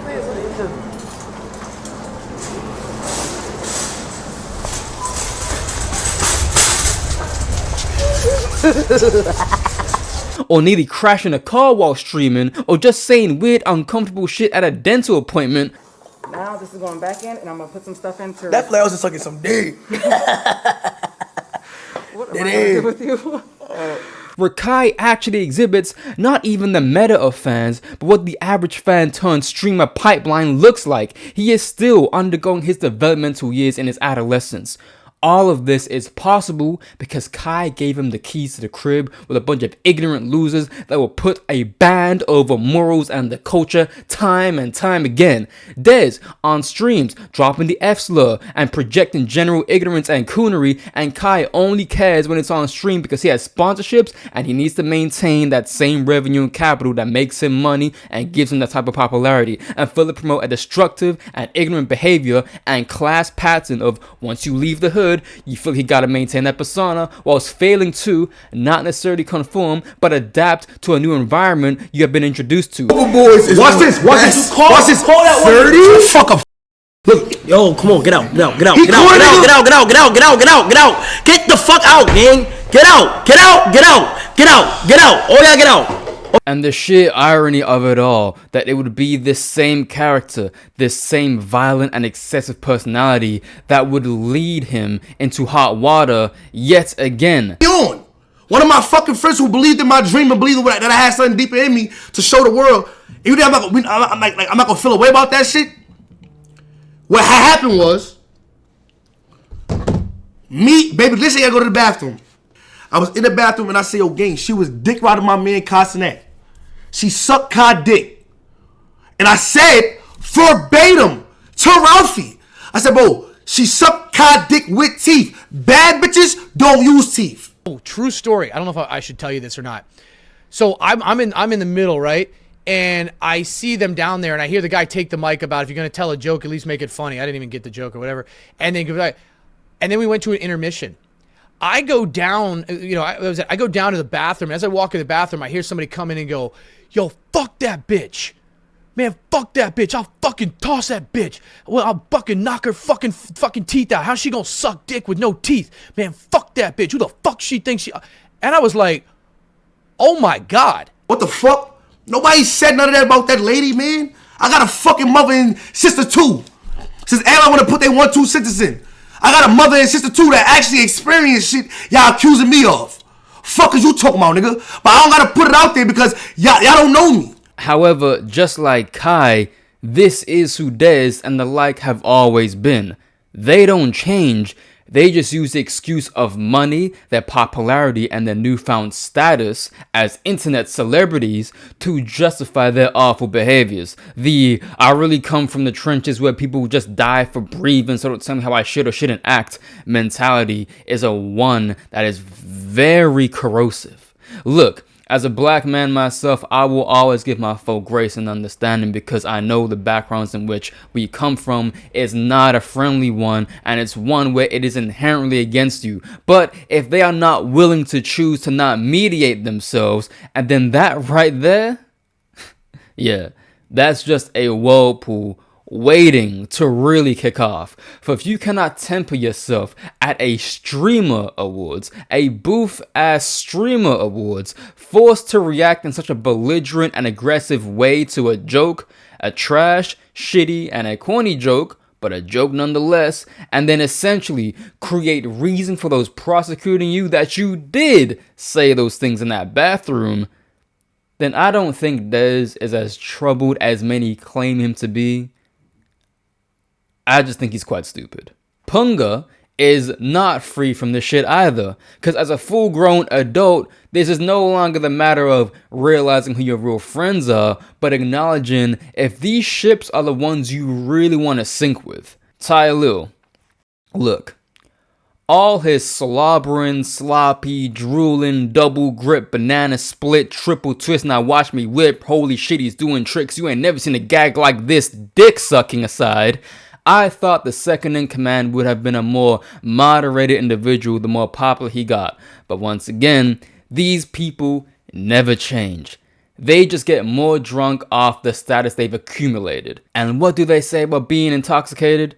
It just makes you more of what you already are.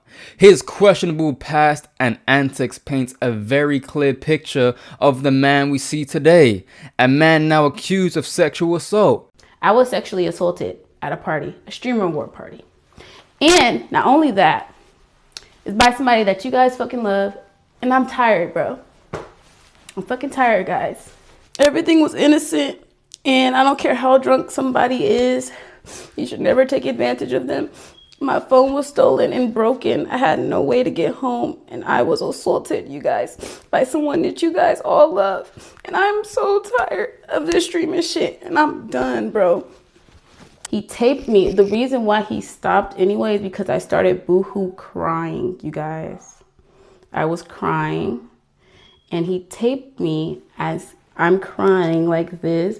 He was like, why are you crying? And I'm like, because like I didn't want to like, you know. And he's like, oh, well, I'm going to talk to you again. I'm like, I don't care if you talk to me again. It doesn't matter if you talk to me again. It's the simple fact of like me not wanting to even go down that route because you have a fucking girlfriend. This is the first time I've been assaulted by someone popular and famous, I guess. And they think I'm not going to say anything because of who they are and who they know and what they do. But like I said, this is somebody you guys support. We already talked about who it is. Whoever caught it, but I'm not going to say it because I still have to make sure my integrity and whatever the fuck else is secure. And then I will say the name of who it was fully. After a while, this stops being seen as incidents and starts turning into patterns for Kai, as almost all of his friends are fucking losers, and a few of them really do come across as aggressively predatory towards women. Trickle-down economics may not be a thing, but best believe trickle-down ignorance definitely is. Whether he is too advancing with guests or just loud and aggressive, Ty Lu's ego is fulfilled as long as the chat, his friends, supporters, donations, the money all validate it and excuse it. And his defense of Kai goes from being purely social to economical because now he feels indebted to him. You nigga, fuck. Kai bought me a fucking house. Kai bought me a fucking house. He bought me a fucking house. There's a sadness in the reality of him knowing where he's from. The ability to act right is only present when there's a force in the room more powerful than you, such as a LeBron James, or a Kyrie Irving, or an Andre Iguodala, whoever it is. But when everything is content, well, that's when a character like Ty really shines the brightest. He's a great attraction trapped in a cage he put himself in. So, those that say always be real, in the case of Ty, Dez, and the like, that's not a good thing in that case. Because the real them is fucking disgusting. Are excusing him to do bad. Nigga, we accept him as a bad kid. Oh my we know God. He's a bad kid, but we are here to learn. God. We are here to teach him. Listen, if I accepted it, I would not even be waking him up. I wouldn't take his phone back. Kai, you accept him as a bad kid, Yo, Tyler, but you know he has potential to be a good kid. You need a brain, bro. You need a brain. I have a 6-year-old little brother. You cannot tell me I'm raising a kid. You don't do I nothing, got a 6-year-old little gang. brother. I ain't your little sister. What are you talking about? Stop. What do you mean stop? I'm the That's only real one. shit. Chat. I'm the only one. 500 lines. Nigga, wake up. You can't change a nigga for how he is, but I'm the only one. Make him, nigga, you don't make him do homework. All right, listen. And on stream or real life. Word of mama, that's it. Now you die. Ask everybody in the clover crib. Ask everybody in the clover crib who look after this little nigga. No. Ask everybody, nigga. Check his work. You don't give him with his grades. Ask everybody, nigga. Oh my God. Word of my mother. Why is he still in school? Game. Because of me. Okay. Because of me. Okay. And look, while I think the clips I saw from Shooting University were all cringe and I'd rather play Russian roulette with a fully loaded AK-47 as opposed to subject myself to watching such bullshit, please understand, we had 2 years of Diddy jokes, people buying baby oil, saying no Diddy, making jokes about the free costs with no sensitivity in sight, including the very people I'm talking about, but Tyler wants to react when... Who is this? I don't know who she is. But when one of the hosts said Kai looked like Diddy, he turns up. All gonna be on the mic now. Turn this mic now. Turn this shit on. Turn this shit on. If you all gonna be on the mic making jokes, at least let it be funny. Not only has this joke been made and it's been circulating for a minute now, but I think the sensitivity of the joke has now only reached the social consciousness because of the documentary that really put Diddy in a worse light than he already was in, with the addition of the fact that people are starting to call Kai the streaming Diddy in terms of the strings he's able to pull. As we know, he is Twitch's top gunner, so he naturally has a lot of influence. Tyler's reaction to such a joke comes across as ingenuine because they themselves have been making Diddy jokes and no one was batting an eye. The overall point among all these men is that birds of a feather flock together. When venturing into the higher middle class of wealth, such things in relation to your appearance become second to the status needed to acquire that very class. It doesn't matter if homophobia is present. It doesn't matter if misogyny is present. It doesn't matter if you reject any form of famine, genocide, femicide, or class inequality, as it all comes secondary to what your soul is worth in exchange for the fame. Kai's entire circle made that decision, and the second they decided to put their cameras on and glorify the very lifestyle that threatens and kills the very community they claim they care about. Children will look up towards this and aspire not to be greater than those that came before or to be an example for those that come after, but instead cement any notoriety within the present, as that is the only thing that is important to them by consequence of everything else. If that Diddy documentary was to tell you anything, it's that your God doesn't exist the way you think it does.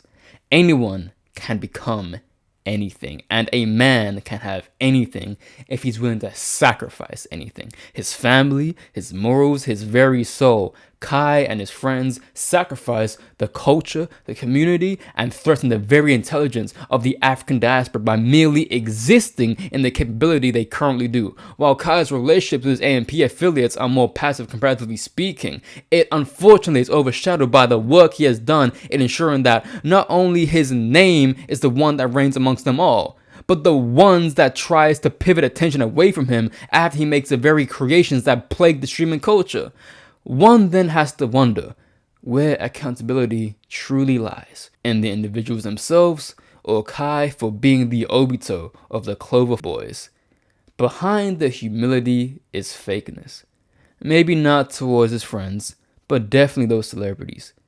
But it's crazy irony, regardless of who you feel like should hold accountability, that despite everything I've said in this video, I actually feel sorry for Kai. Well, no, not sorry, but I pity him. Hello? Congratulations, son. Thank you. You're number one. You're number one. I was sleeping. I kept hearing my notifications. And when I looked, you was like 79 and it counted. And like, I'm so happy for you, baby. You worked so hard. And you deserve it so much. And we watching and we so proud of you. Everybody, babe, I love you so much. Babe, I'm so proud of you. You're number one. And you my son. And I'm so happy to be your mom. And I just want to let the world know that you've been working hard like this for a long time. So they only now know. He's just finding out. My son worked hard. He's a grinder every day, every night. And he gives me the world. And I want the world to know I love you, son. Congratulations, okay? Yeah, I love you too. Kai, shout out Free Palestinians. I don't know what the Palestinians, but shout out them though. Kai Cenat, let me talk to you for a second. This is our third of us. While I didn't watch all of the Streamer Awards, you looked like something I had mentioned before on stream a couple weeks prior, and something I've been thinking about for a while now, way before Streamer University, actually. You looked tired, detached. You look like you don't want to do this anymore. When I made my DDG video, I said DDG is like Drake in terms of personality. Two sensitive pussies that are heavily defined by how emotional they are in their relationship with women. But Kai is Drake in terms of functionality. Everyone uses him, and the respect doesn't appear to be as true or as genuine. Sure, he has his support group and recurring guests that fuck with him to an extent, but people now identify Kai as rappers identified Drake at the height of his career, as a stimulus package. And where is Drake now? You know that if you hop onto a stream with Kai, then no matter what, you will get some type of traction. For a moment, a brief moment, the world is watching you. Geechee Gotti and Jazz the Rapper were both on Kai's stream battle rapping, and as a battle rap fan myself, that hurt to see because I know this shit was nothing more than an opportunity to generate traffic. And if you understand how the commercialization of battle rap has negatively affected battle rap, fuck that broken ass app. You'd realize that while there is acknowledgement in the platform that Kai has created, that acknowledgement doesn't venture into the person of Kai himself. And this stretches to a vast majority of everyone else. Everyone uses you for their own gain. You bringing your boys along and having to bail them out of continuous fuck-ups. We want to see the fireworks and you resurrect Michael Jackson from the dead so he can dance a Lil Uzi Vert. We want you to further dilute the legacy of known heroes within the same culture you denounced lose an aspect of their credibility because that's just how capitalism has transformed media and entertainment. And now you want to be a part of that same villainous industry doing God knows what, not to innovate, but to further capitalize, just to change.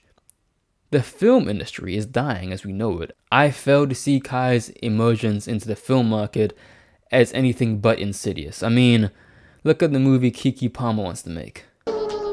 Yes, I'm Asian. Yes, my family's black. And yes, I've always been hard to miss. This is Coco.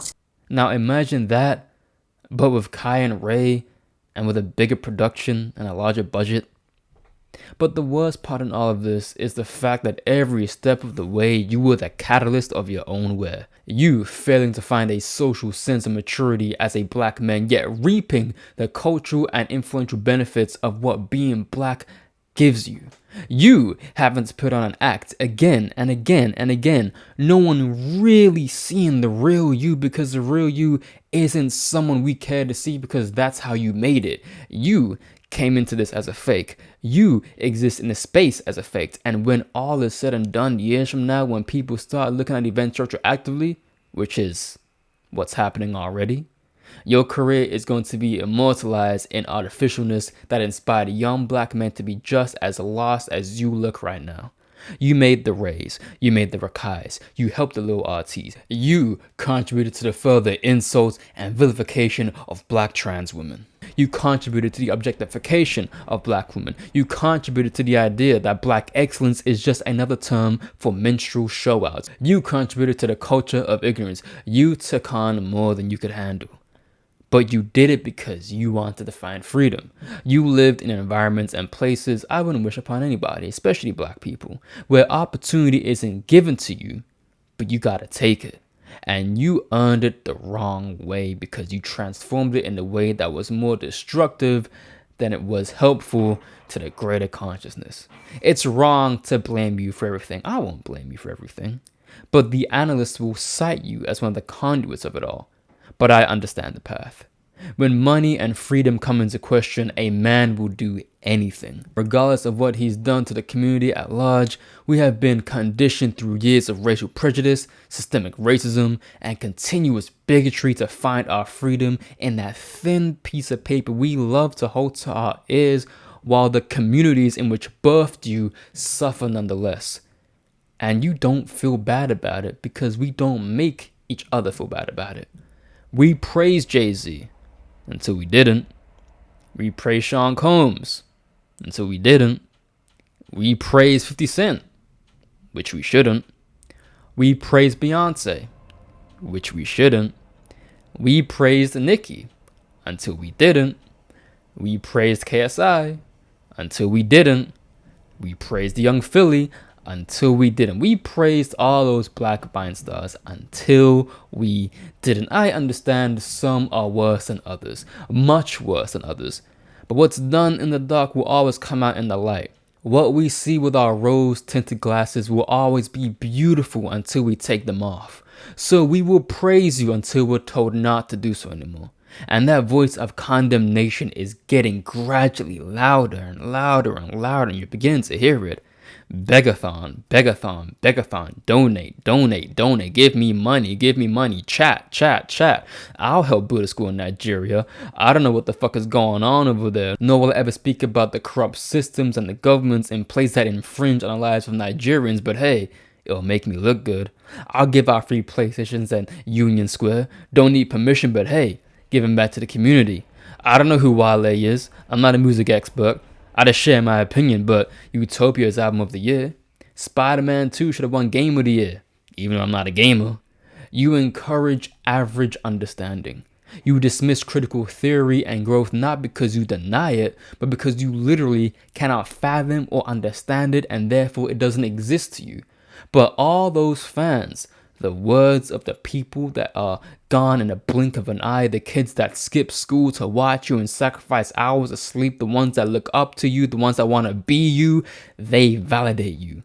At least their money does. At least their viewership does. As the money does with all you streamers. Because let's be real, you know damn well, if you guys weren't so damn rich getting paid the way you guys are, you all would have abandoned this. For clowns don't perform at a circus for free. As long as there is a price, dignity is for sale. Now his venture is towards acting and directing in movies and having a clothing brand. We know what this is. He's looking for an out because the damage he has done on the culture is now present in his mind. Chaotic nature of it all is reaching a limit and he is beginning to break if he doesn't redirect his pathway. Unfortunately, too little too late. Kaiwa is never going to be here forever. No one is here forever. Everyone's time in the spotlight has an expiration date that's only extended the more you give up your soul or something of spiritual worth. Be it friends, family, whatever. It's a beautiful case study of what happens when the very worst of the world you created now starts to consume you. It's consuming all of them, just in different ways. You never cared about the masses. You never cared about the effects of your actions. You only chased the limelight and believed you were the one making the change you thought you were. That's why you abandoned that racist shitbag Aiden Ross when his true colors started to reveal themselves. You saw that continued association with him would only end badly for you and your associates. And when that happened, his mask started to fall off more and more until he no longer cared. For you and Aiden are two sides of the same coin.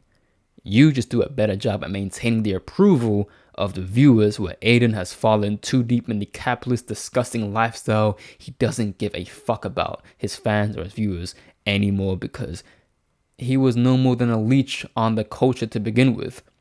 But you both use and mistreat the culture and exploit it in a way to inflate y'all egos and your status. Aiden Ross isn't even the personification of I have black friends, it's cool if I act like this. He's the personification of I'm better and more intelligent than my black friends because they allow me to use them in ways that they don't even care about because I still give them money and I make them popular. If you, Kai, associate with idiots, then he works with the devil. But the chickens will always come home to roost for everyone. So to say you're better than Aiden really isn't saying much. It's the equivalent of me saying, I hope you get hit with a brick, but I hope Aiden gets crushed by a boulder. So while you were prancing around, making words like Riz and Gyat's cool, having suburban white kids and other people believe they were crash outs because the person who they held the door for didn't say thank you and they went on to bitch about it on TikTok with a matcha in their hand, just know the rest of us this whole time was telling you to stop, was telling you to tone it down, was telling you you're being the exact thing they think we are, and this is all we can amount to, was telling you that when this ends, know your legacy will end with shame and not glory. Know that years into the future, when people are making their top 10 coon content creator lists, you'll be trailing there alongside the KSIs of the world. Know you contributed to the very reason why we groan when someone says, I want to be a streamer. Know your streamer allies see you as competition as they know you've become far too big for anyone to grow authentically anymore.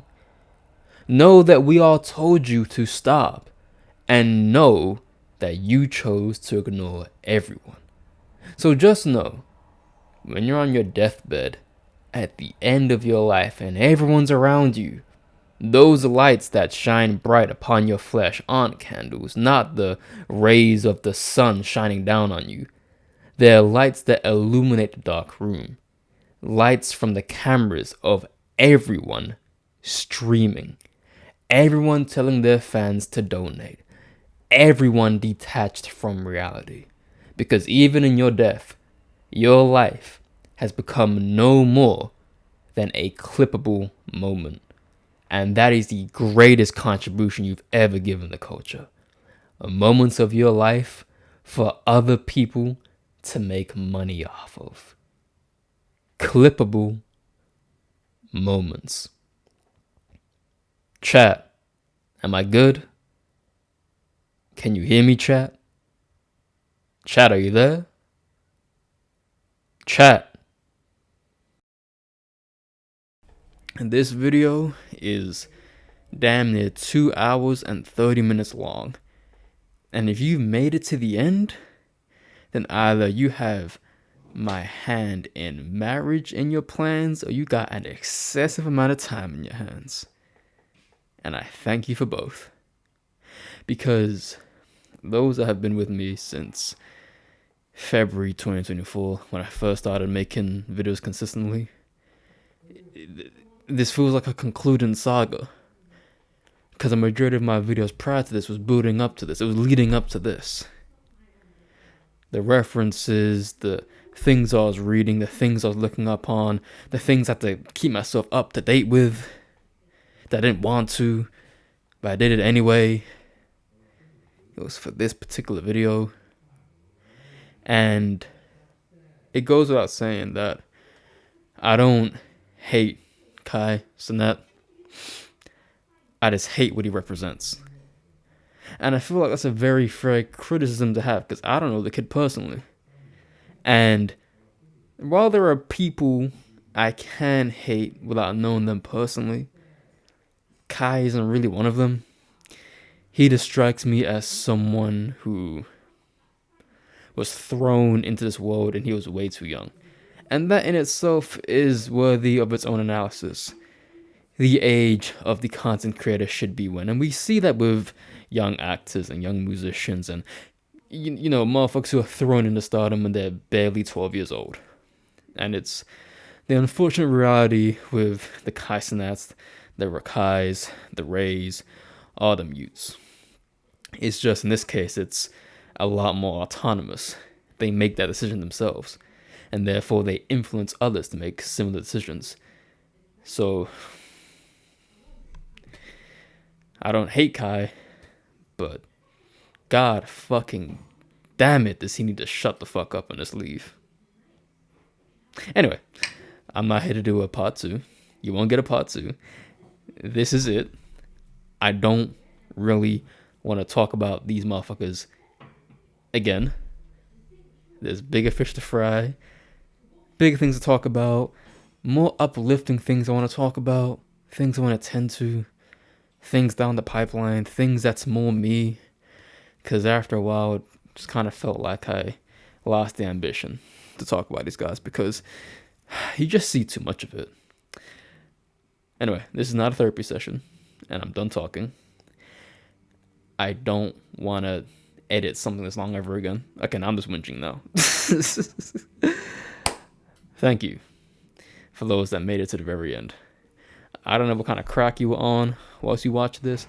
I don't know how much food you ordered. I don't know how much food you made to watch this. I don't know how much drink you drank. Drink you drank is funny. I don't know how much smoked you smoked. I'm just saying what's now. But thank you. Yeah, no, you have my love. True sincerity. Well, now I'm not taking a break. I still got some shit to do. I'll see y'all in the new year. And I hope y'all have a good, heartwarming, festive season. Oh, and one last thing. In the rarest of cases that this does reach Kai Cenat, and in the even more rare of cases that he sees his part, Kai Cenat the third, happy birthday.